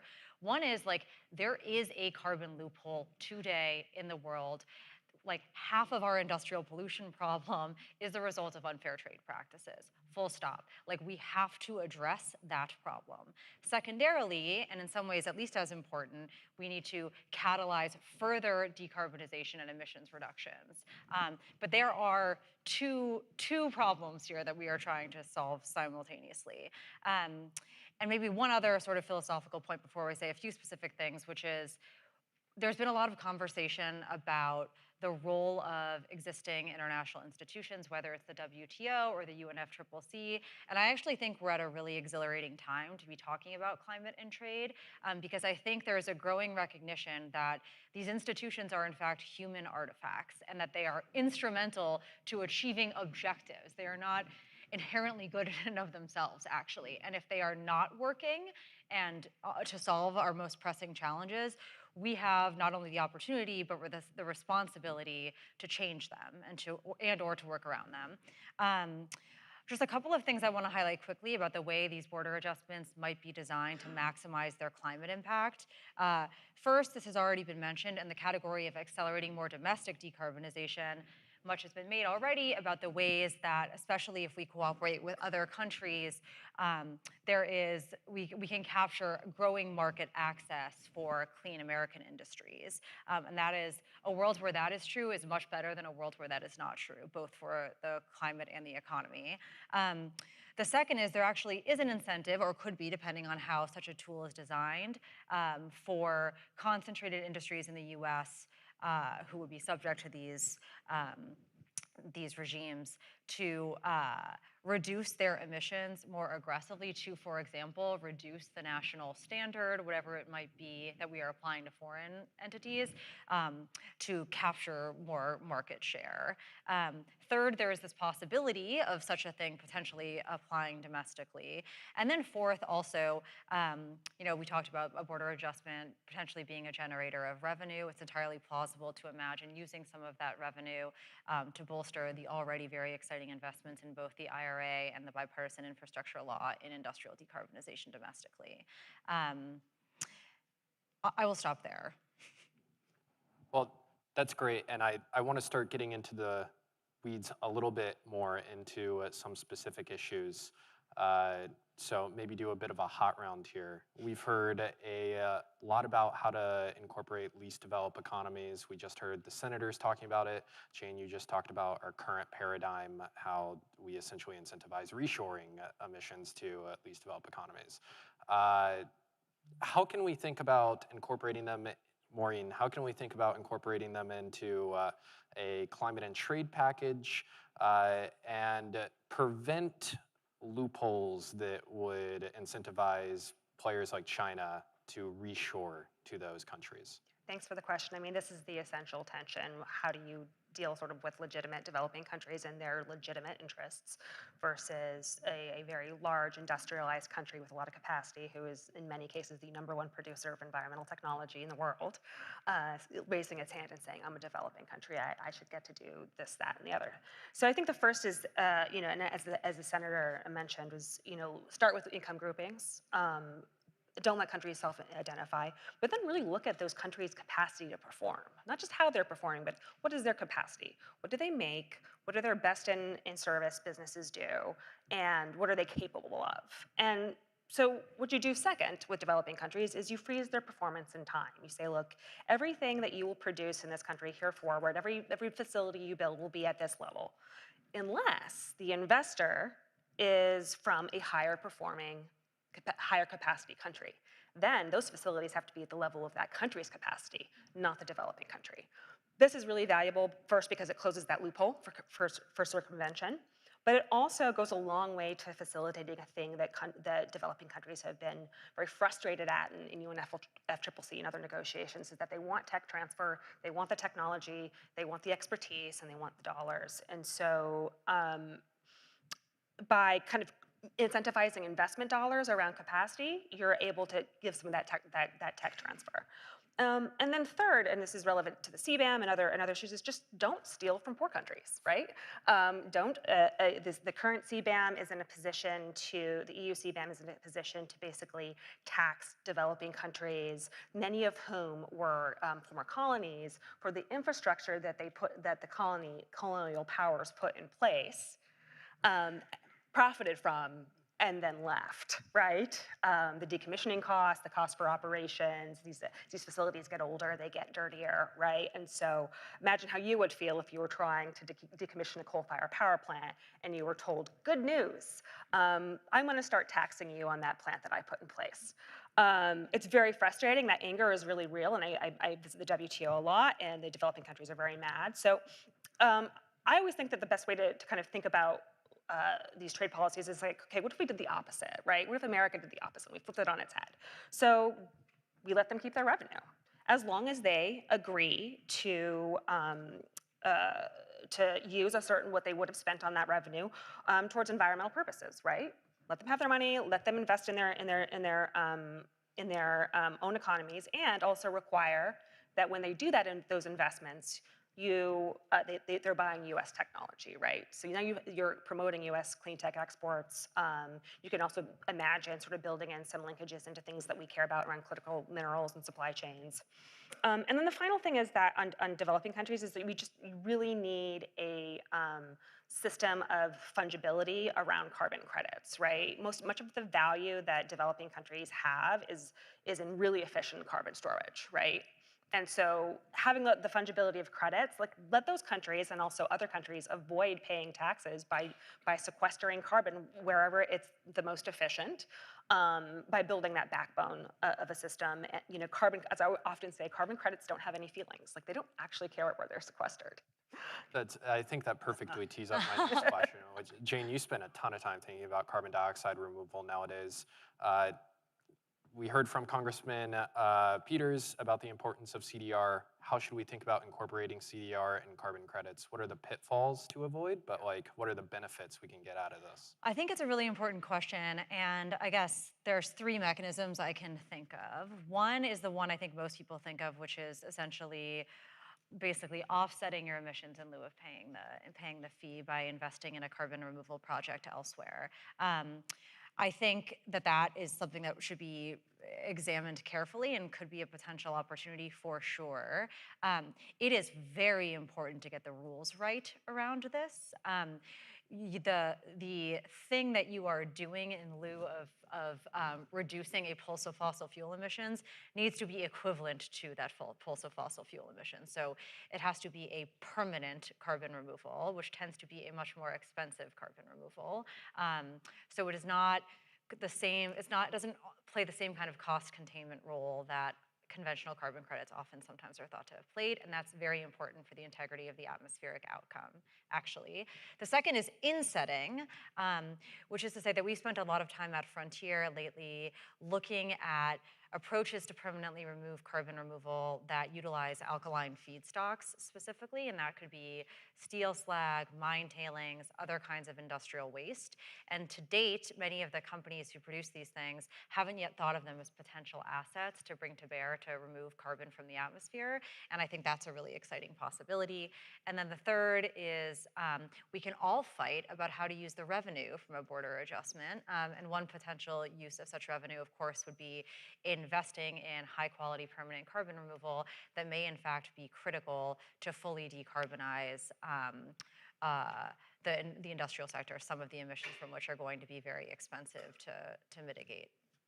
Awesome. Dave, you were on the National Security Council.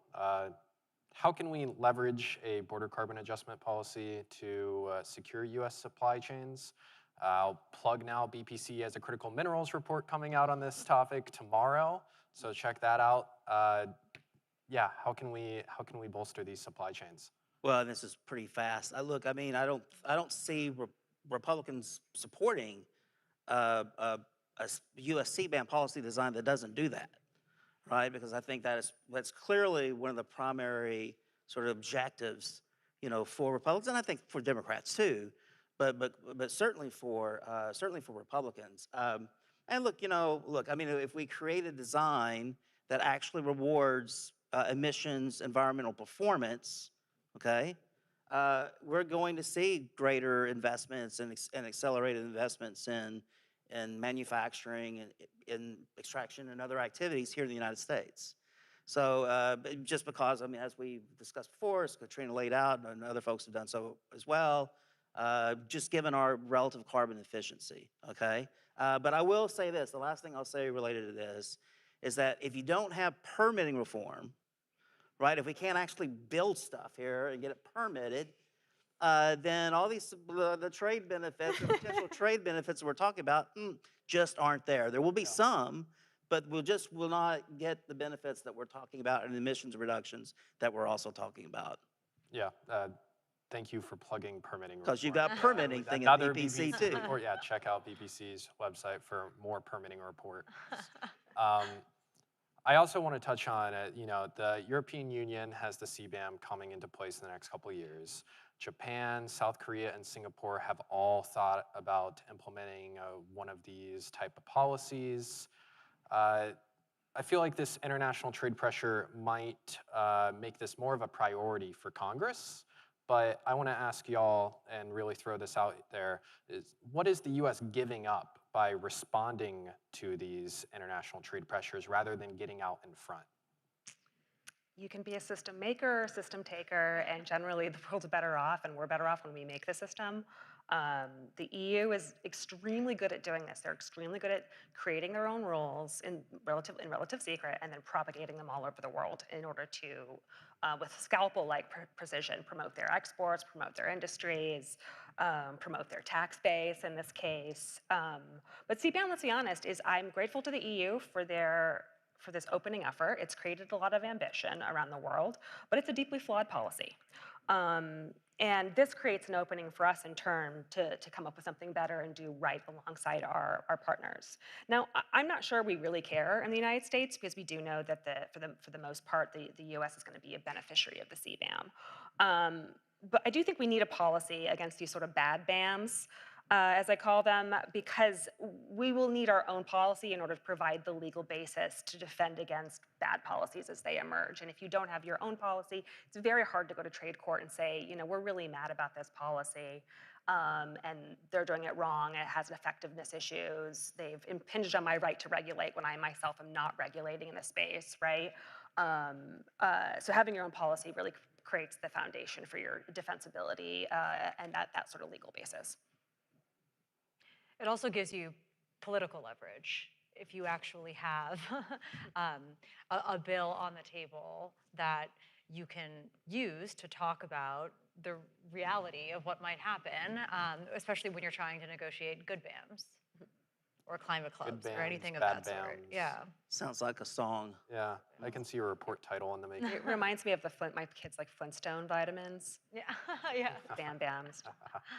So, and here's just a fact, right? I mean, neither the United States nor any developed economy has the market power alone to force China or wrest control of global supply chains away from China, period. And if we don't figure out how to develop, back to your point, like a US-led system, we can't work things out with the Europeans up front. We got to be able to work with the Koreans and the Aussies and the Japanese to come up with our system and then get the Europeans to play ball with us.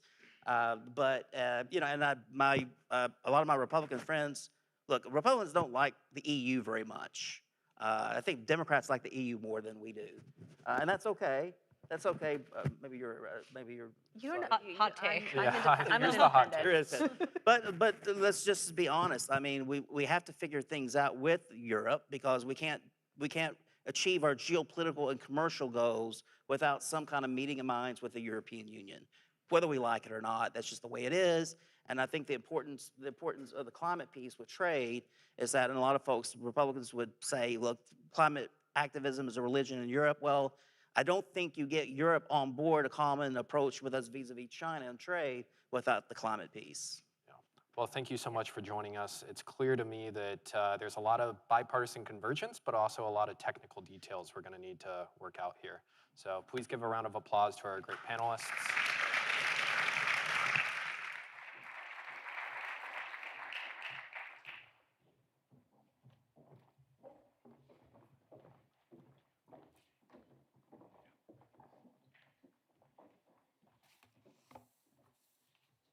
All right.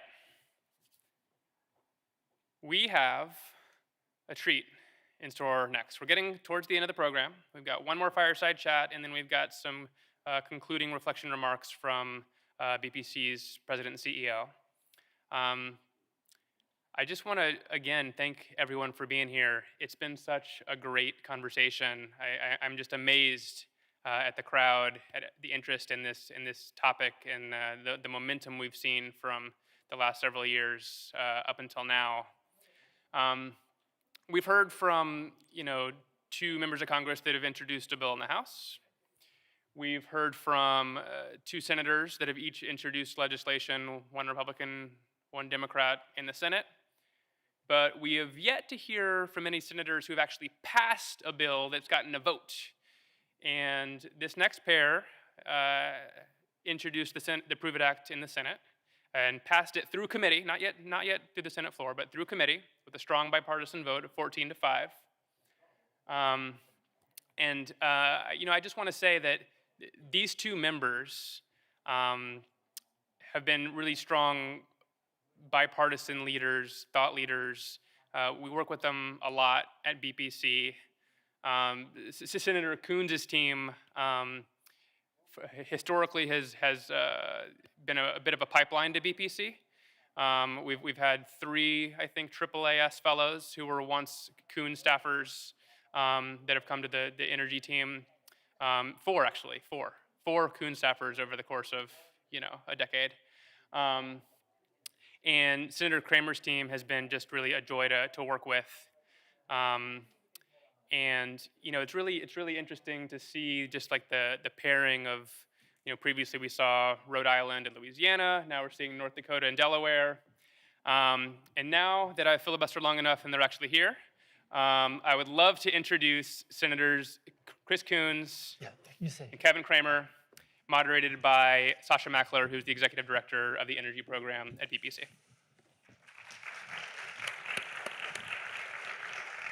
All right, I'm back. You thought you were done with me, but I'm here to help bring it home. We've had a great program today, and we are the cleanup crew. We're the last conversation here before we wrap and have the reception.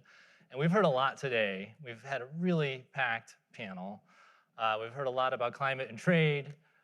We've heard a lot about the rationale, some of the things that have been happening in the administration, some of the things that are happening here on Capitol Hill. And would love to kind of now turn to how you two are thinking about this, which I think is a real privilege. You're leaders in your caucuses.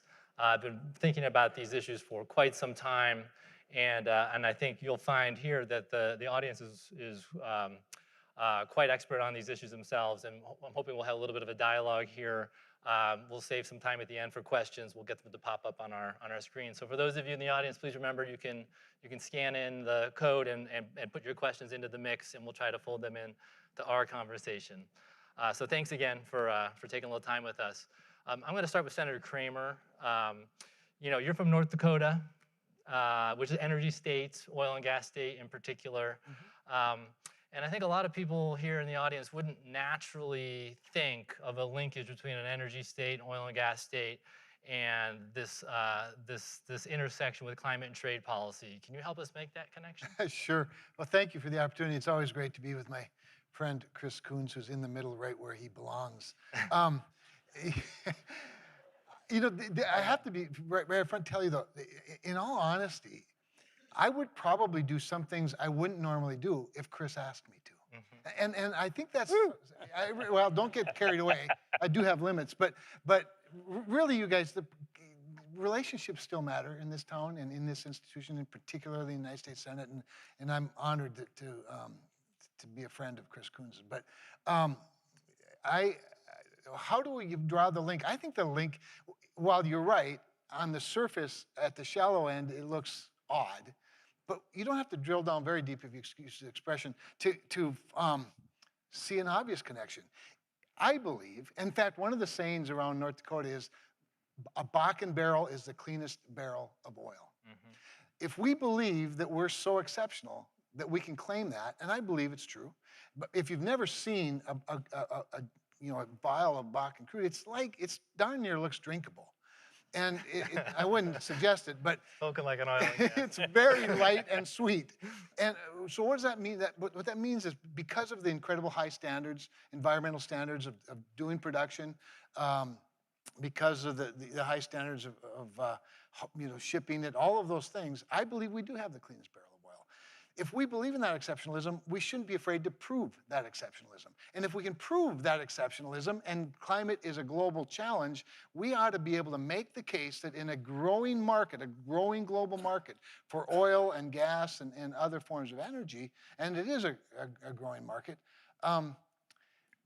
we become the solution just by virtue of our own excellence. That doesn't mean we don't continue to strive to be better at it, but we ought to stop beating ourselves up and start taking advantage of the fact in the global marketplace that we're good at this. So I think empirical data helps us actually market the very product that that we see as sort of the antithesis of clean. That's great, thank you. So really good for the U.S. domestic economy, good for U.S. jobs, good for global emissions and the global environment. There's a lot to like here, right? Senator Coons, you've had a major focus not only on environment, but on international relations in the work that you've been doing. China has come up time and again in the conversation today. Would love to hear your thoughts on how these geopolitics work out, thinking about China, but also the rest of the world. How should we be thinking about the policies in international relations? Well, first, thank you. We really are the cleanup crew, as you said in introduction, Sasha, because the point of our legislation is to prove and demonstrate and celebrate low emissions products in the United States, energy products and industrial sector products. So we are trying to be the cleanup crew. I like that. And we have a bill on housing together. Yeah. We first started working together on that housing bill, and then I saw the H.R. McMaster and Kevin Kramer piece and said, wow, this is fascinating. He deserves the credit for the good idea. I'm just dragging on his lead on this. I had an interesting debate with a colleague hosted by the Bipartisan Policy Center. Okay. It was Senator Rubio of Florida. This was last year. And we got to the segment of our debate where we were talking about climate. And Marco sort of launched into the criticism that we would be restraining American industry unilaterally in order to achieve a global emissions reduction climate goal, and nothing that we would be doing here would reduce the skyrocketing emissions of China, Russia, and India. And I said, I agree with you. Looked at me. And I said, that's why we have to have a global solution that is market-based, that will reduce emissions and provide competitive market pressures globally on China and India and Russia to reduce their emissions. And in my view, an initial step is to achieve what you were just hearing about from my friend Senator Kramer, which is to be able to demonstrate to the world that we can produce energy and we can produce heavy industrial products more cleanly and more efficiently than our competitors. And then the second, you asked about the geopolitics. The EU has a CBAM. There is a carbon border adjustment mechanism. They're not studying it. They're not talking about it. They're not debating it.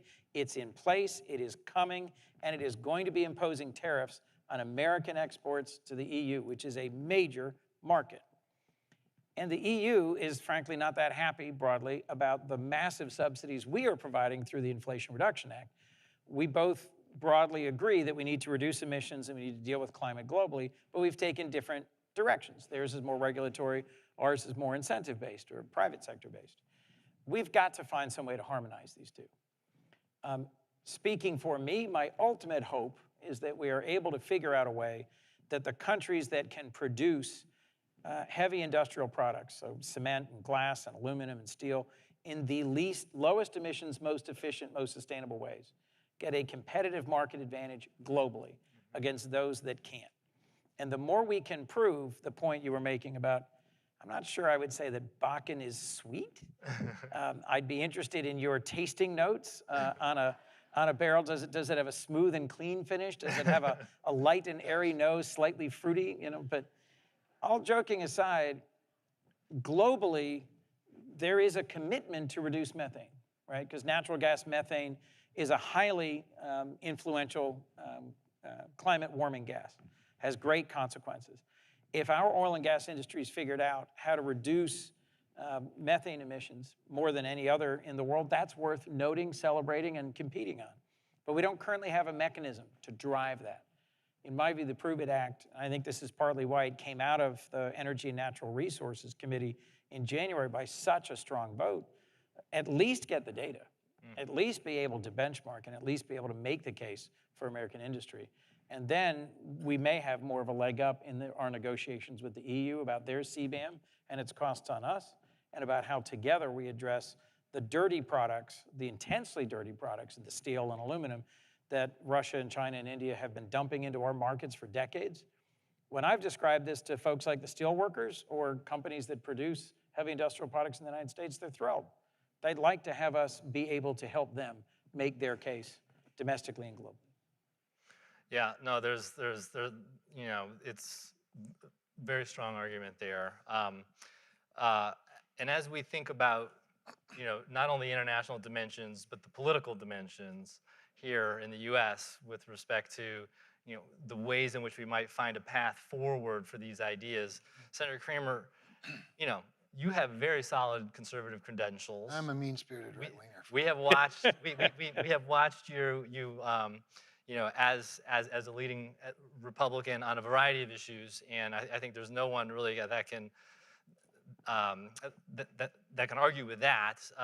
But you've been on the sharp end of some political attacks when it comes to your support of these ideas, especially for, I think, what, you know, the mischaracterization that what we're talking about here is really just another way of implementing a carbon tax. Yeah, okay. And I'd love to get your thoughts on it. So a couple things. First of all, the legislation that we wrote is very specific and emphatic about the fact that this data in no way can be used to establish a carbon tax. But that aside, there's pieces of legislation to have a carbon tax. There's a CBAM bill that doesn't require, in fact, I would submit to you that if you don't support a carbon tax or a CBAM, well, Chris already made the case. Our competitors and our trading partners already have CBAMs. In other words, there's already a global CBAM. The question then becomes whether we're going to fight back with empirical data or if we're just going to pay the tariff and take it, as opposed to level the playing field. I think a lot of that conservative, you know, the sharp end of the conservative jabs really comes from people who haven't thought through it very far, which is why we need to continue to make the case, because I think Chris made the most conservative case for it just a little bit ago. He made the conservative case. I just think a lot of people, their reflex to the word carbon is so impulsive that they don't really think through it. I've never had anybody, after I've explained it in some detail. In fact, I love to challenge them and say, do you believe that the 24 most carbon-intensive industrial products made in the world, do you believe that we do it cleaner than anybody else? And if they say yes, then I say, so what are you afraid of? And by the way, the data we're talking about already exists. We're not asking the Department of Energy or the EPA or anybody. I do want to correct one thing. It came out of the EPW committee, not Energy and Natural Resources Committee. I didn't understand how it got in EPW myself, and I'm on the committee. But anyway, I'm glad it was there. That said, you know, we're not asking for new data. There's a lot of it. In fact, many of the people in this room have participated in establishing that. You all have, Right.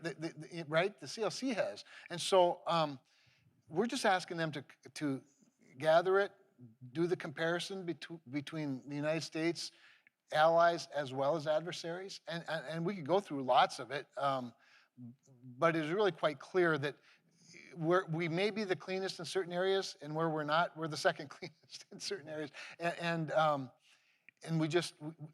just think it's a good conservative argument.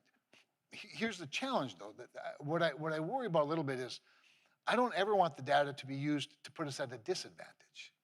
The data should be used to put us, and I believe it would, put us at an advantage. So even if you're afraid of a carbon tax or a price on carbon, wouldn't you rather have empirical data than arbitrary data?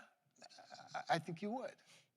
Right. Yes. No. Information is power. Right. And, Right. and there's a big value proposition, for our U.S. companies. No, we are addicted to dirty, cheap stuff from China, but we have to get over that too.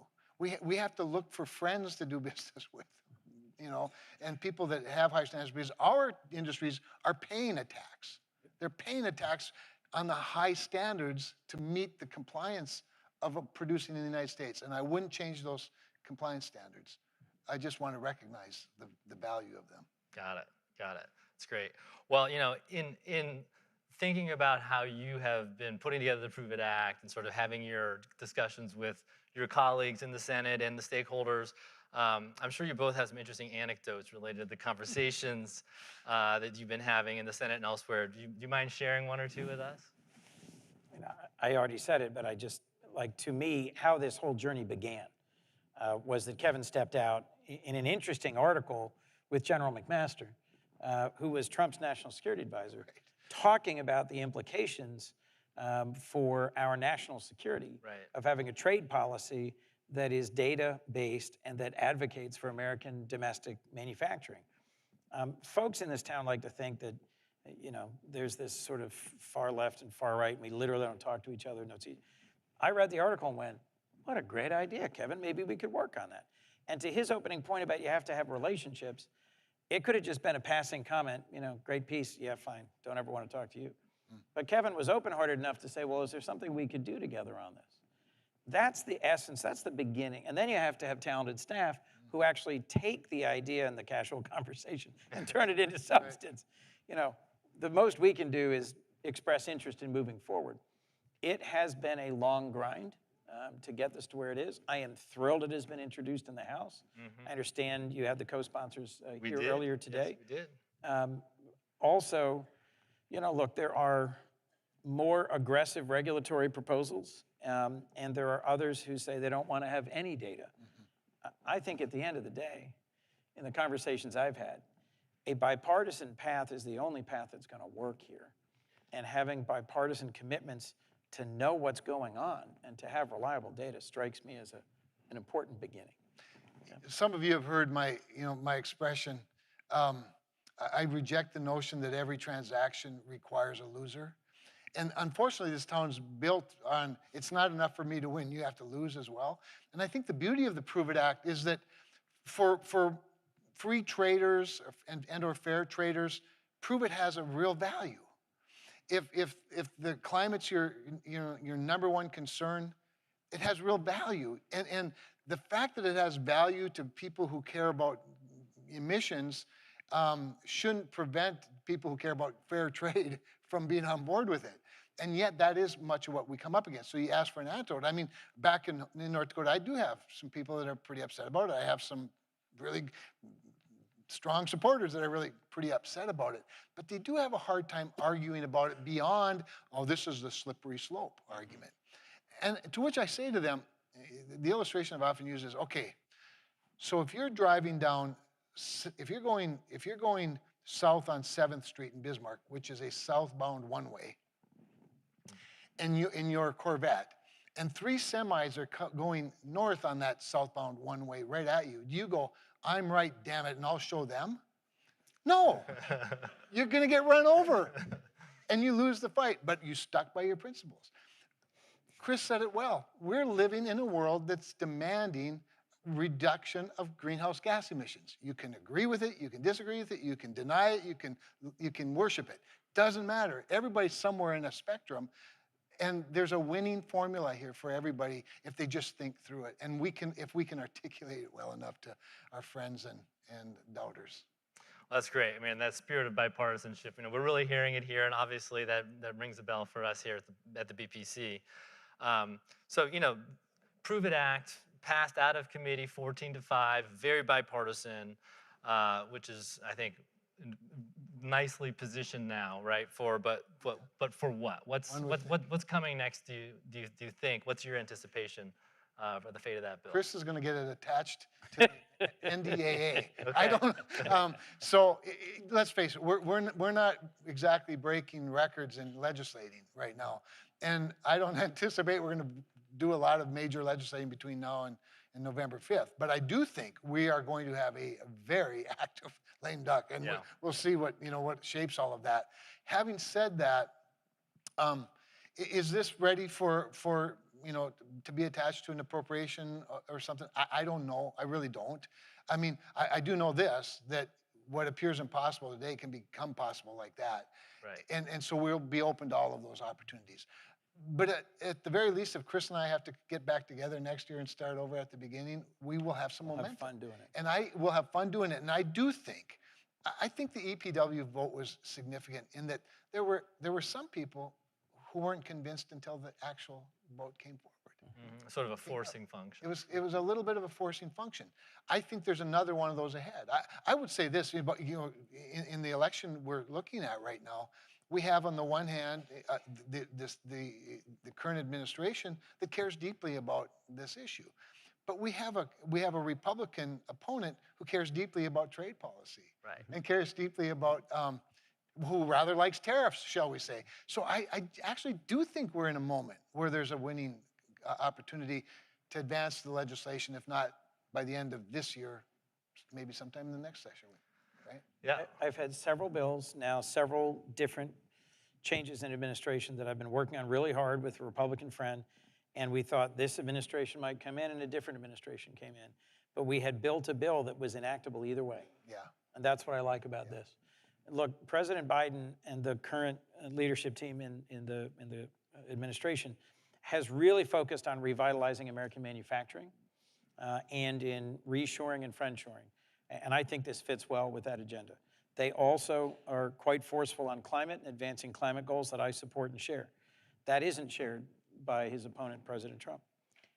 But as Kevin just said, the move to protect American manufacturing and to disadvantage other countries dumping their dirty products into our country, that sounds as much, if not more, like Trump as it does like Biden. So, I mean, I think this is something that has legs, no matter what the outcome is in November. That's the kind of legislating that in the end succeeds. Aligning incentives, really, it doesn't happen a lot, right, but sometimes it's natural, and sometimes you get a little creative, and I think that's what we've done. Yeah, no, I mean, for the Prove It Act and then just for the issue in general, that's a theme that has come up throughout our conversations this afternoon, is just it really can probably proceed in either scenario, a second Trump administration or a second Can I Biden just tell you too, Chris's idea he talked about the housing, and I know we're not talking about housing, but the housing legislation, very similar. Similar in how it's been positioned. We'll talk about that next year. Yeah, okay, we're starting to get some questions rolling in here. How do we see the global arrangement on sustainable steel and aluminum fitting into the future global trade policy? Any thoughts on that? That's going to depend on who the president is. But look, I do think, I'll just dive into that for a moment. I think we need clarity about how trade and climate will work together. The Biden administration has a working group on how to use trade policy to advance climate goals.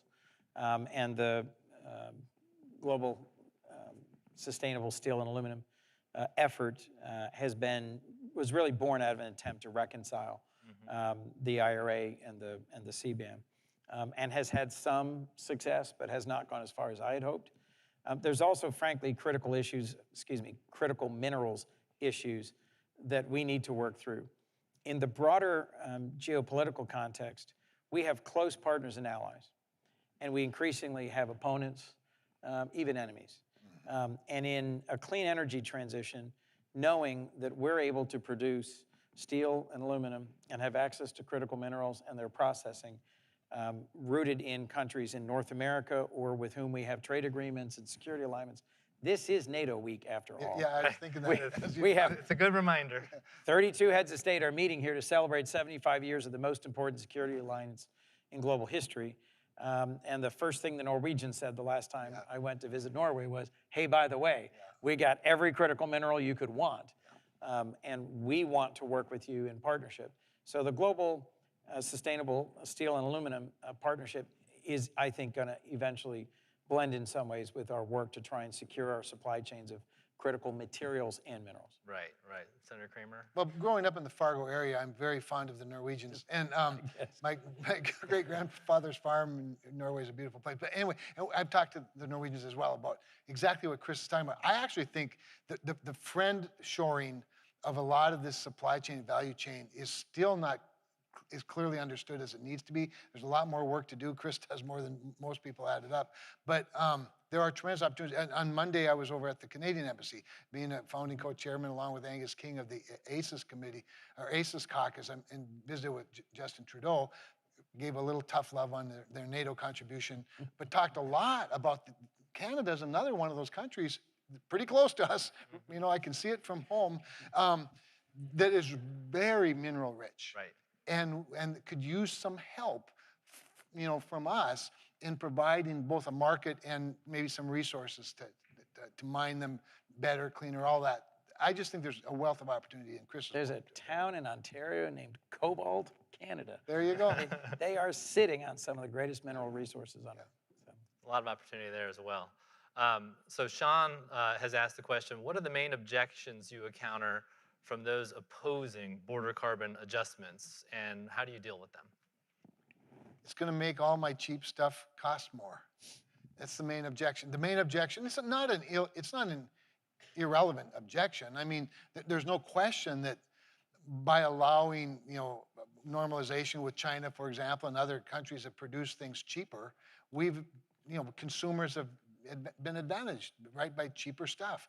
The problem is that in the bigger context, there's a much higher price for that. And so we, you know, again, we have to make that case that, okay, it's cheaper stuff, but at what cost in other areas, including global climate and issues and other pollution issues, workforce, you know, labor standard issues, giving, you know, providing an opportunity for our enemies to build their own treasuries. I mean, there's just lots of reasons to push back against that. But that's the number one issue, that you know, we'd benefit from that cheap stuff. Yeah. I say, hey, let's lift our quality of life and our standard of living at the same time. Couldn't agree more. In talking with folks about the bargain that we made decades ago, we have deindustrialized much of the heartland of the United States. We have accepted a country that has lower environmental standards, lower labor standards, lower governance standards. Look, the Uyghurs and their horrific mistreatment in Xinjiang, that's also the area from which much of the source materials for the solar cells that they dumped in our country. There were 3 solar cell manufacturers in Delaware 20 years ago, a big one in Newark, Delaware. They got wiped out by cheap imports. And when we ignore human rights and labor standards in other countries and say, oh, I just want a cheaper solar panel for my roof, we are not doing right by the values that inspired the creation of NATO, that inspired a whole generation of Americans to go and fight for freedom in other parts of the world. And bluntly, if we want to see that manufacturing back in this country, and if we want to stabilize the small towns all over our country that lost those good manufacturing jobs, we have to be willing to look hard at what that inequality is. We have financed the very rapid industrialization and the sophistication of the research and the technology of a country that is globally aggressively competing with us. Not just, you know, who can make more Christmas tree ornaments or who can make more cheap tires, but for access to global markets and resources and for leadership on the world stage. I think that's clearer today than it might have been in a discussion 10 years ago. And I think a lot of the American companies that charged into the Chinese market 30 years ago with no thought to what it might mean for the loss of our inventions and innovation, or what might be the consequences.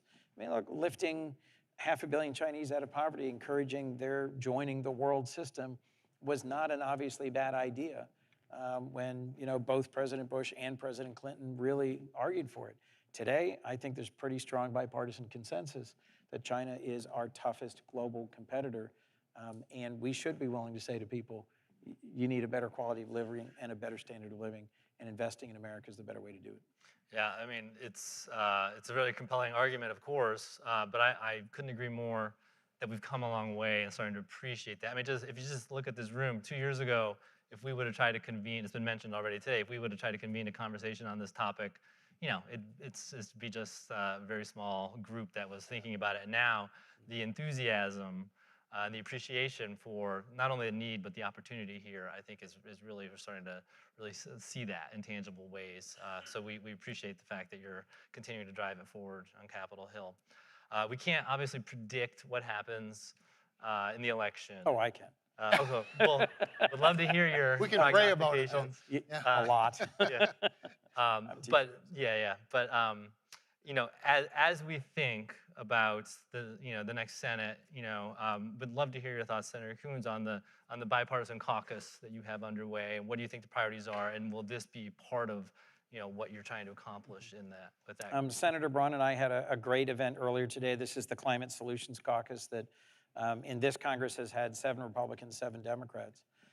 This was on geologic hydrogen, which is an interesting, relatively recent discovery, I'll say, that there may well be abundant naturally occurring hydrogen. That's not something that was widely viewed as credible among geologists. They thought it was so mobile that it would simply go up into the atmosphere and it would not be captured. And we met with the head of the the USGS, head of RPE, and then 2 entrepreneurs who have started companies that are really looking at the geologic hydrogen space. 2 pieces of it. I'm not answering your question, am I? I'm sure you'll get there. One is what occurs naturally, and the other is what could we do through stimulating the production of hydrogen? And I don't think I fully grasped this until we set up this event today. There are large places where there are existing geologic formations close to the surface where you do fracking, essentially, but you inject steam and you get clean hydrogen out with no hydrocarbons. And it really has some intriguing prospects. What is the future of that group and that discussion? Well, Senator Braun is going to go on to likely be governor of Indiana. Senator Romney is retiring, and quite likely Congressman Curtis might join us. I'm very hopeful that Senator Kramer might become more active in the Climate Solutions Caucus. I'll simply say, and I don't mean to put you on the spot, but I'll simply say that I'm very hopeful that no matter who is the majority or minority, no matter who is the president, that we'll have a bipartisan group of senators who are interested in having substantive conversations about policy, in meeting with the CEOs of major companies, in hearing what's emerging in terms of making America more industrially competitive and how do we deal with climate, and that it'll continue to be a robust and productive group. Well, we look forward to that as well. Me too. What he said. Okay. Well, look, we've gone a little bit over time. We appreciate your engagement here and your patience, and really all the leadership you've shown on these issues. Thank you for joining us today. Thank you for the opportunity. Thanks,